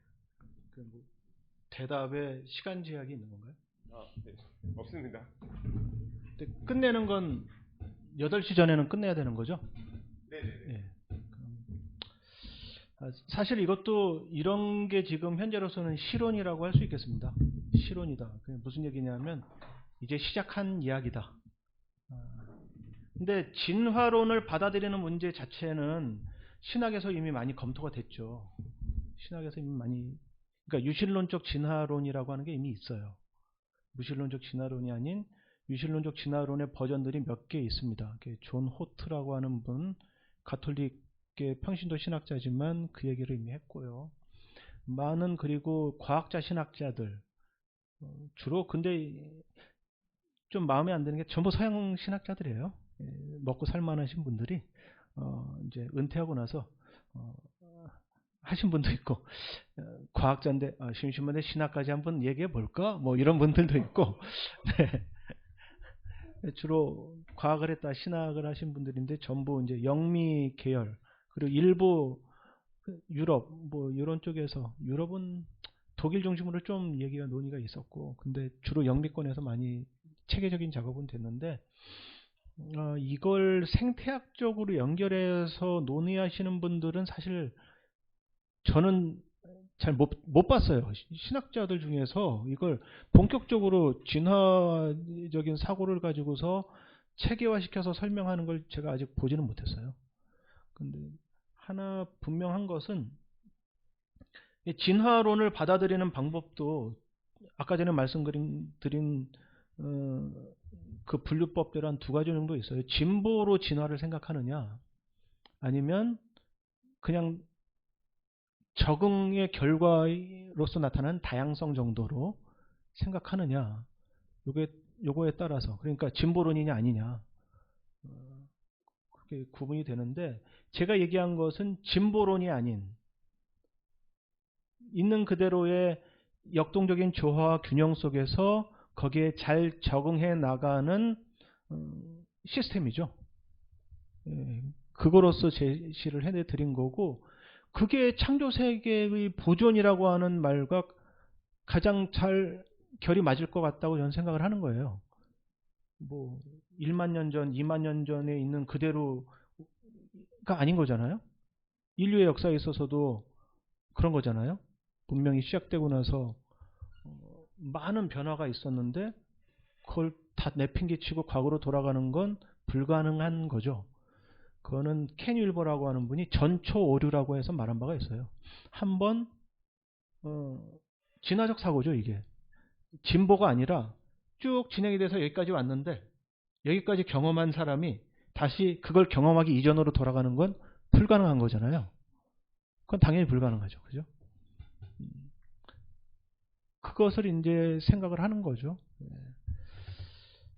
그런데 이건 실론이라서 저도 아주 자세하고 상세하게, 그리고 시간이 허락하지도 않을 거예요. 몇 가지 아이디어가 있긴 하지만 말씀드리는 건 한계가 있겠습니다. 근데 기본적인 아이디어는 이거다. 기본적인 아이디어는 이 정도 된다. 그건 좀 젊은 사람들이 호기 있게 좀 더 이쪽으로 다가와 주셨으면 좋겠어요. 그럼 저도 여태까지는 제가 다른 좀 잡다한 것들을 하느라고 연구를 더 이상 진행을 못했는데, 이제 좀 시간이 날 것 같거든요. 그래서 이제 좀 제가 하고 싶은 연구를 할 수 있을 것 같아요. 그 전까지는 뭐 설거지를 많이 했죠. 근데 그거는 한 1년쯤 후에는 좀 더 요 얘기는 더 구체적으로 해드릴 수 있을 것 같습니다. 아이디어는 요 정도 된다. 이렇게 말씀드릴 수 있겠습니다. 만족스러운 대답을 못 해드려서 죄송합니다. 네. 네네. 진화론에 대한 어떤 신학적인 아이디어, 비전 뭐 그런 것도 기대해 보겠습니다. 네, 혹시 또 궁금하신 거나 질문 있으시면 좀 해주시죠. 네. 저는 그 마지막 강의 끝에 제가 말씀해주신 지속 가능성에 대해서 잘 이해를 못한 것 같은데, 제 질문은 지속 불가능성을 이야기해야 된다는 게 무슨 말인지 잘 모르겠어요. 그러니까 생태학에 대한 얘기 자체가 처음인가요? 그렇진 않죠. 아, 어려운 말이 사실은 아니에요. 지속 가능성이라고 하는 게 이거죠. 계속 지구가 계속 유지가 되고 그래서 우리가 살 수 있는 기본적인 조건이 유지가 되고 그러니까 지금 현재 우리가 살 수 있는 자연적 환경이 있으니까 우리가 살고 있는 거잖아요. 예컨대 한국의 기온이 막 영하 70도에서 영상 5, 60도 이렇게 되면 살겠어요, 그거? 그게 아니잖아요. 어느 정도 유지되는 조건이 있잖아요. 그리고 인간은 물론 이것보다 열악한 환경에서 사시는 분들이 있으세요. 그죠? 근데 그럼에도 불구하고 인간이 살 수 있는 조건을 만들 환경 정도는 되는 거예요, 지금. 그죠? 그런 지구의 균형이라고 하는 것이 유지가 되고 그 상황에서 우리가 계속해서 삶을 세대를 거쳐서 살아가는 것. 이게 지속 가능성이에요. 쉽게 말하면. 그죠? 근데 지금에 있어서 이 지속 가능성을 말하는 맥락은 뭐냐 하면 그게 위기가 닥쳤다는 거거든요. 그게 위기가 닥쳤다. 근데 그 근본적인 위기의식은 뭐겠어요? 지구가 계속 유지가 된다는 것에 대한 문제제기겠어요? 아니에요. 지구는 또 다른 균형을 찾아가는 거예요, 그냥. 지구는 계속 있을 거예요. 태양계가 붕괴하기 전까지는 있을 거예요. 지금 태양계 나이가 45억 년? 그 정도까지는 가야지 태양계가 붕괴될 거라고 예측을 해요. 보통 과학자들이. 참 45억 년까지 우리가 걱정할 필요는 없잖아요. 그죠? 네. 그런데 지구는 그러니까 지금과는 다르게 예전에도 우리가 살 수 없는 어떤 환경이었었어요. 지구는요. 그렇죠? 근데 역동적으로 변하면서 계속 균형을 유지해 오다가 근데 이게 인간의 힘으로 그렇게 된 게 아니라 자연적으로 됐었던 거죠. 근데 지금 우리가 문제 제기를 하는 이유는 그거거든요. 인간에 의해서 지금 자연의 조화와 균형이 새로운 단계로 이동하려고 한다는 거예요. 무슨 말인지 알겠죠? 이게 생태학자들의 입장인 거예요. 환경보호 생태학자들의 입장이에요. 그러니까 그것 때문에 결국은 어떤 결과가 일어나느냐? 인간뿐만 아니라 이러한 조화와 균형 속에서 살고 있던 다른 생물들까지도 전부 망하겠구나. 근데 사실 더 관심 있는 건 뭐예요? 인간이 망하는 거죠. 네. 그게 이제 연동이 되어 있는 거죠. 거기에서 지속 가능성이라고 하는 말을 하는 거거든요. 무슨 말인지 이해가 가셨나요? 무슨 말인지? 새로운 이제 그 기준을 지구가 찾아가는 것까지는 이해가 되는데 예. 거기서 지속 가능성이라는 게 그렇게 되면은 인간과 다른 생명체들은 지구는 계속 존속할 거예요. 그러나 그런 상황에서는 지금의 환경에 최적화돼서 적응하고 있는 인간과 다른 생명체들이 살 도리가 없는 거죠. 일부는 살아남겠죠. 예컨대 박테리아들은 살아남을 거예요. 그죠? 단순한 생물들은 잘 살아남아요. 근데 인간처럼 충분히 복잡한 생명체들은 살아나기 힘들어요. 변화 가능성이 훨씬 어렵거든요. 복잡한 생물은요. 단순한 생물들은요. 조금만 변화해도 진화가 가능해요. 복잡한 생명체일수록 진화 압력에 오히려 불리해요. 진화 압력에. 너무 큰 진화 압력에는 오히려 불리하다. 한두 개 바뀌어야지 되는 게 아니잖아요. 네, 그래서 그런 상황에서 지속 가능성의 위기를 느낀단 말이에요. 무슨 말인지 알겠죠? 예. 그러니까 위기에 근거해서 지속 가능성을 얘기하는 거예요. 지금 우리는. 근데 그 논리가 제가 볼 때는 자본주의가 여태까지 구사해왔던 논리와 다르지 않다. 그렇기 때문에 자본주의자들이 이 논리를 흡수해드리기가 또 쉬워요. 무슨 말이냐면 상업화시키기 쉽다고요. 환경 얘기를. 이게 전부 나쁜 건 아니에요. 환경 얘기를 사람들에게 전달할 수 있는 하나의 방법론이 될 수 있겠죠. 근데 그거는 근본적인 문제가 아니라는 거예요. 지금처럼. 왜냐하면 그 시스템 자체가 그 문제를 야기한 거기 때문에 그 시스템에 대한 문제 제기를 하지 않고 시스템에 녹아들어가 버려서는 우리가 이 문제를 해결할 수 있는 방법은 없다는 거죠. 그러니까 우리는 다른 방향에서 접근해 줄 필요가 있다. 그럴 때 저는 신학적인 담론이 그걸 해줄 수 있다고 저는 보는 거죠. 신학 담론은 지속 가능성을 얘기하지 않아요.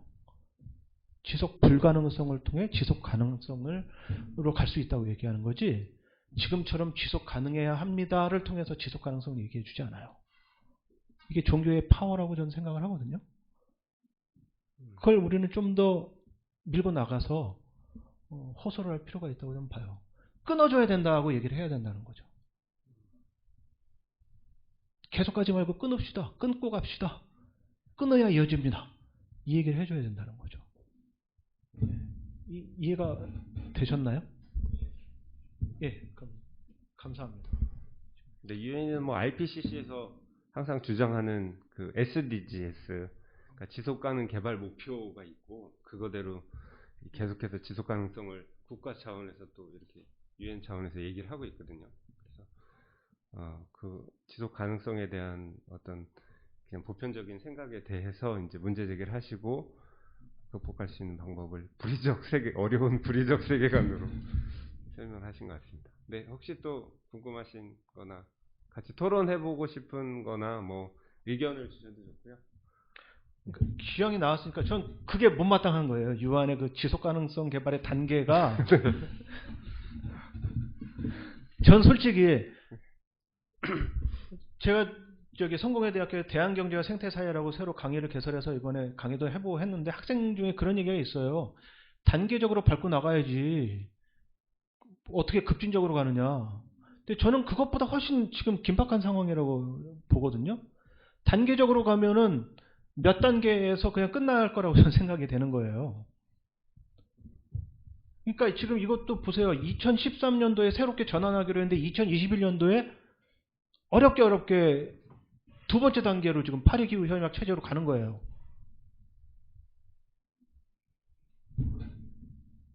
유엔이 말한 게 될 수 있을까요? 근데 사실 우리 환경운동 유엔 표준에 따라서 하거든요, 지금. 솔직히 그게 현실이잖아요.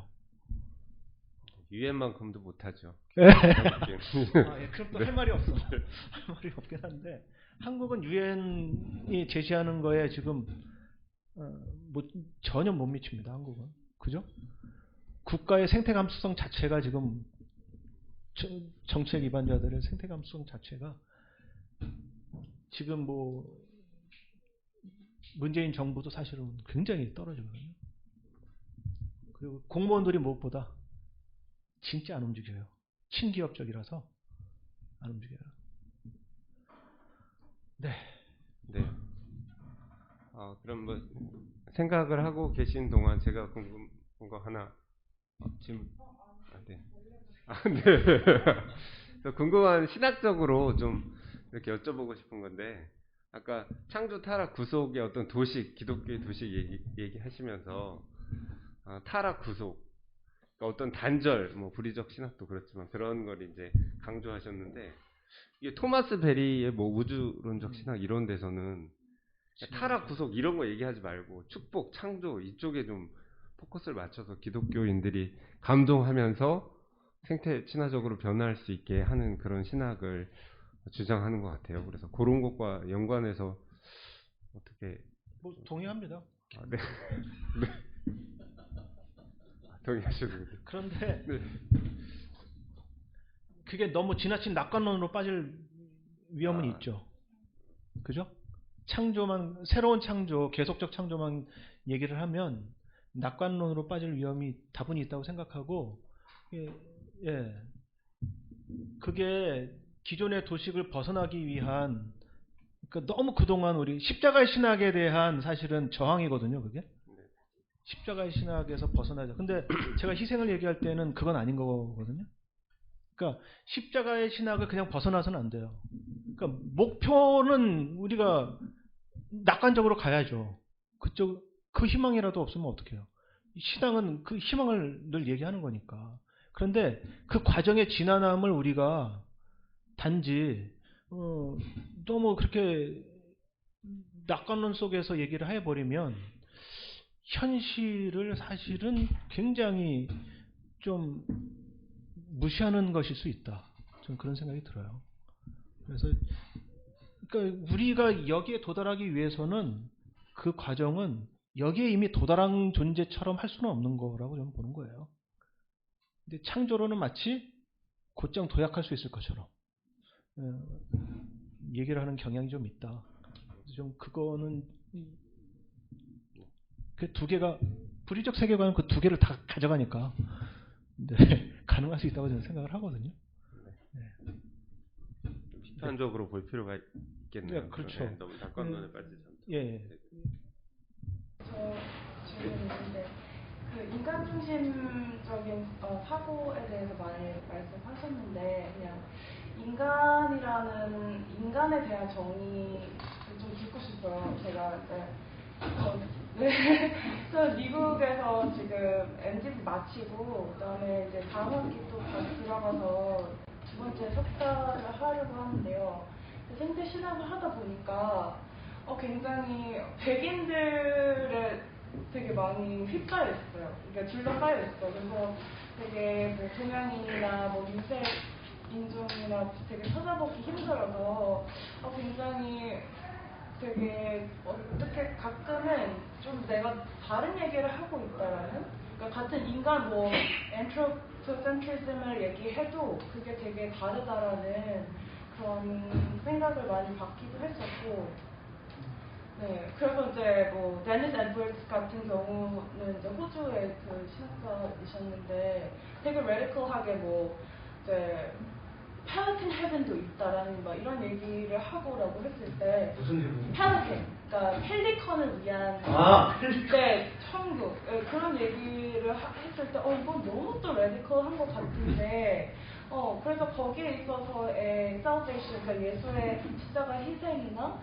그런 것은 어떻게 설명을 할 수 있을까? 어떤 모습으로 다가올 수 있을까? 그러면 우리가 이제 뭐 트랜스포머 얘기했을 때 거기에서 지구를 전체적으로 봤을 때는 그러면 그 예수의 희생 그리고 십자가 그리고 그 구원과 이 생태학의 모습은 어떨까라는 질문을 듣고 싶어요. 질문이 두 개인 거죠. 인간에 대한 이해. 서양 사람이 말하는 인간이 굉장히 낯설다.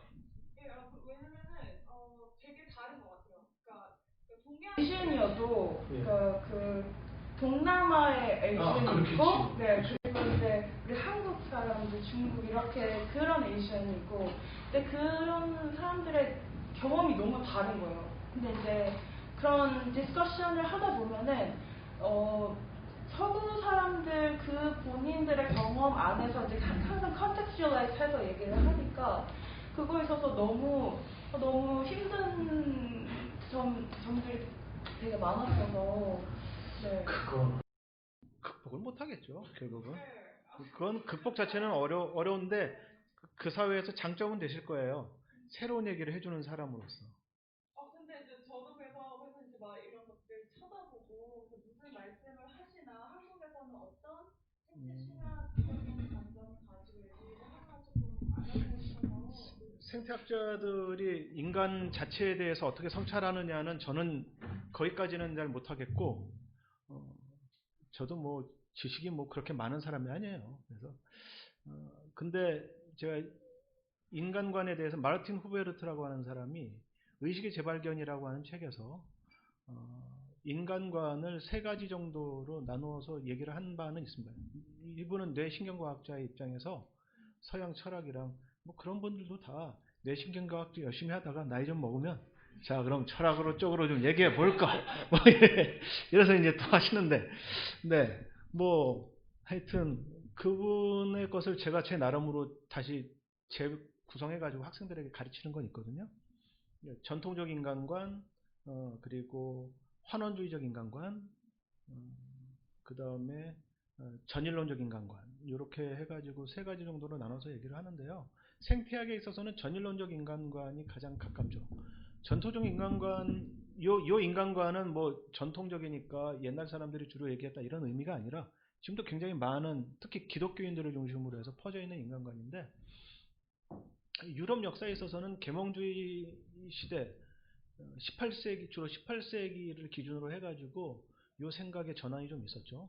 기계론적 세계관이 막 대두하면서 그때 공격을 받았던 것. 그러니까 정신과 물질 이원론이에요. 인간은 정신과 물질이 나눠져 있다. 그 중에서 더 센 놈은 정신이다. 인간을 진짜 인간답게 하는 건 정신이지. 뭐 이런 생각.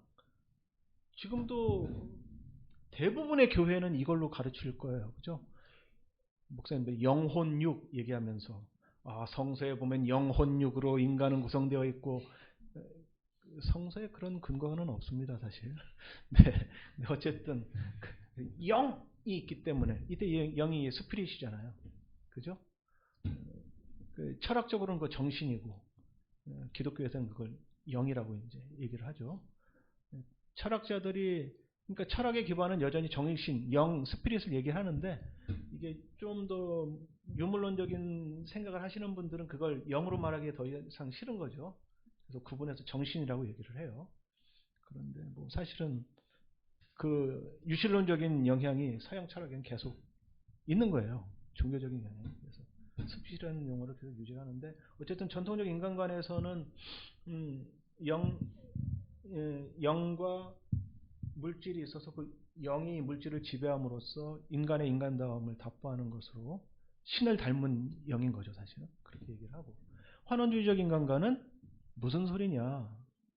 영이라고 하는 문을 팍 깨버리고 이것만 있는 거다. 뇌의 순수하게 전기적이고 화학적인 어떤 과정들, 시냅스, 뉴런들의 연결망에서 등장하는 게 정신이라고 하는 어떤 망상적인 거고, 사실은 뉴런이라고 하는 것, 시냅스라고 하는 것이 제 기능을 못하면 정신은 없는 거죠. 원래 없는 거니까. 그러니까 이건 뭐 하부구조, 상부구조 이렇게 생각을 하는 거죠. 상부구조는 허상이다. 이렇게 유물론적인 생각을 하는 게 환원주의적 인간관이고요. 사실은 과학에서는 방법론적으로는 계속 이 환원주의적 인간관으로 실험을 하고 하죠. 볼 수 있는 게 물질밖에 없는 거니까. 과학에서는 그래야지만 또 과학인 거니까요. 마지막으로 이분이 제기하는 것이, 이분은 전일론적 인간관이라고 이름을 붙인 적이 없어요. 근데 제가 거기에다 이름을 붙인 건데, 무슨 소리냐. 인간은 뇌와 육체와 주위 환경과의 상호작용 속에서 비로소 나타나는 거다. 인간이란 바로 그런 거다.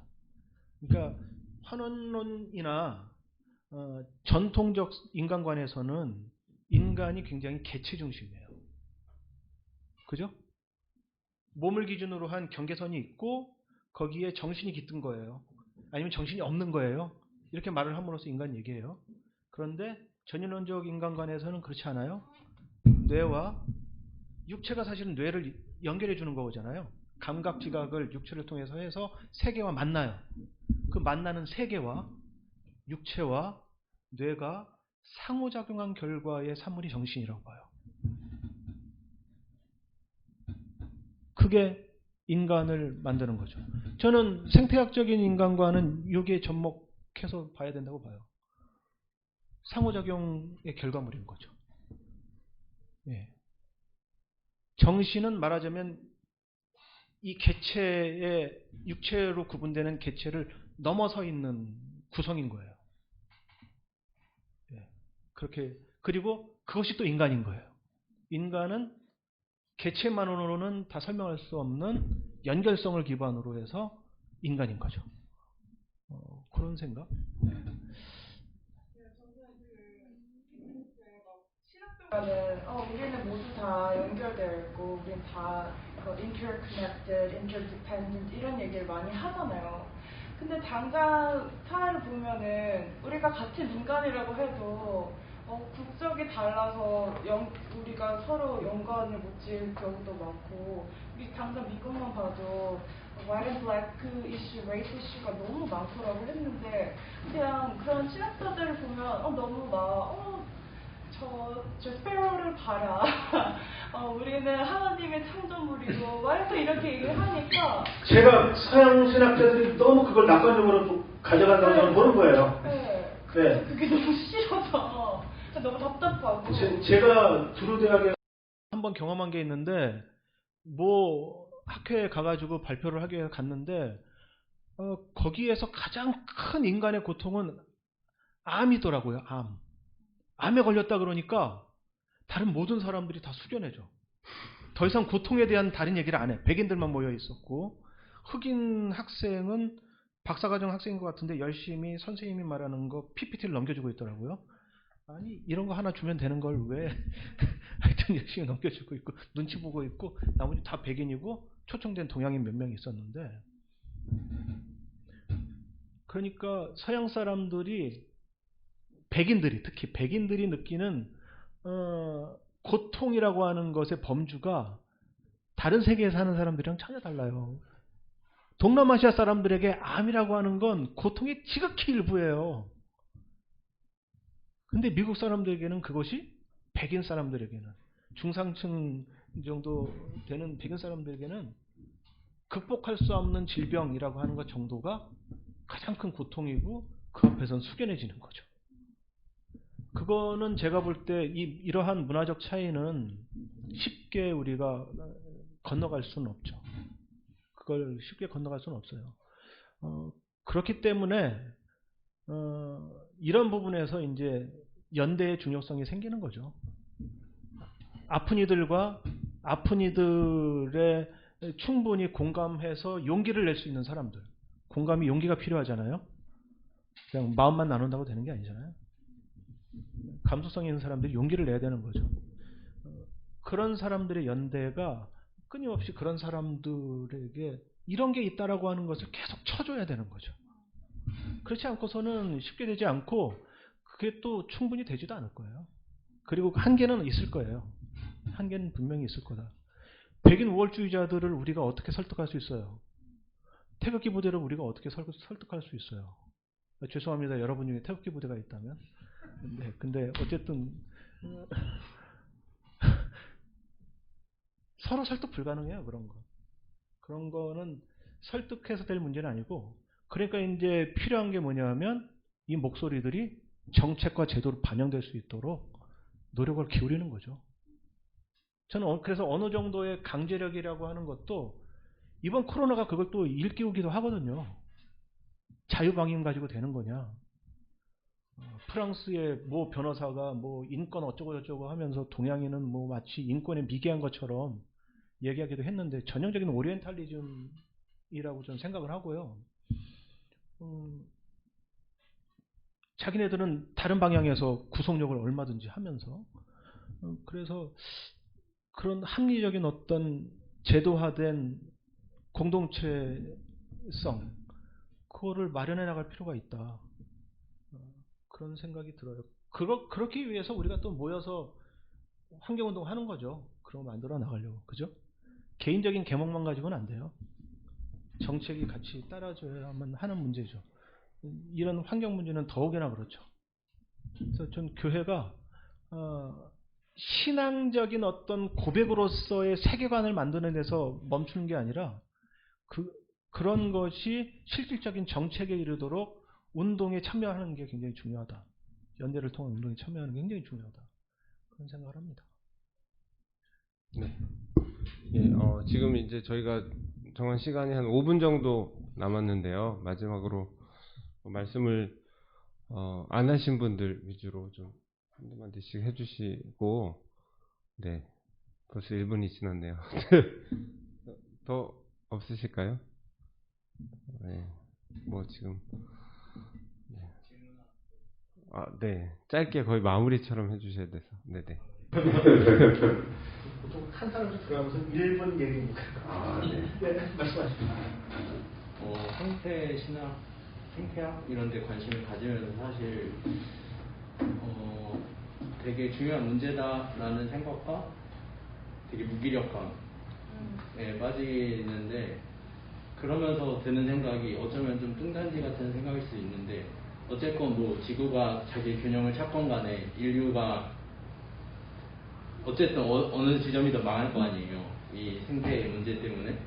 저는 그렇게 생각하는데 희망이 없다. 네, 그러니까 완전 낙관으로 간다면 그 결말이랑 종말론이랑 이렇게 결부해서 하는 어떤 신학적인 시도들이 있는지가 좀 약간 궁금하거든요. 아니 이건 그냥 혹시 있나 해서 궁금했어요.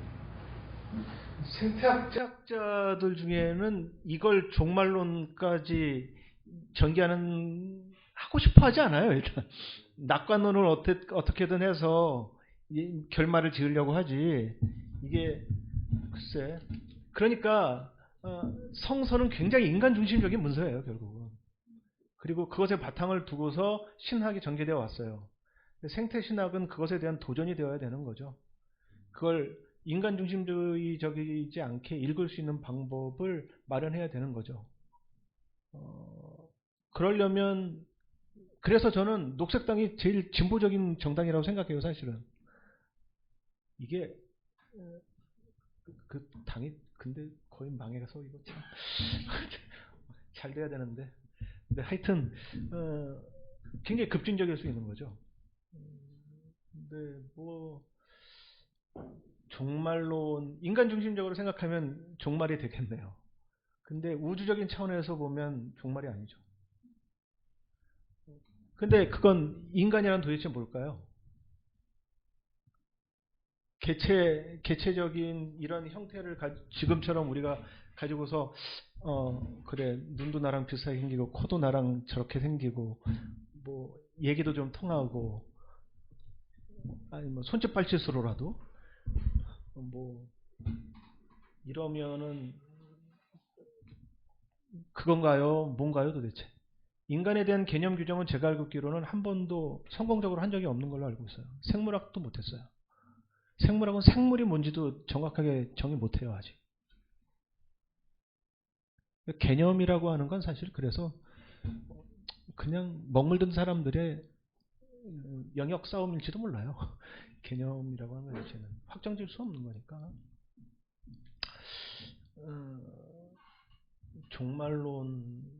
종말론으로 연결하는 거는 저로서는 사실 별로 찬성하는 편은 아닙니다. 그러니까 아직은 낙관론자인 거예요, 제가. 그죠? 낙관론자인 거야. 일단 종말론을 지금 종말론으로 해서 생태학을 규정해 버리면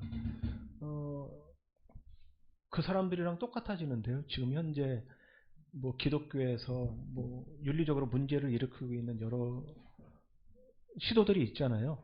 꼭 기독교가 아니더라도 그 사람들이랑 구분할 수 있는 게 있을까요? 쉽지 않을 거라고 생각합니다.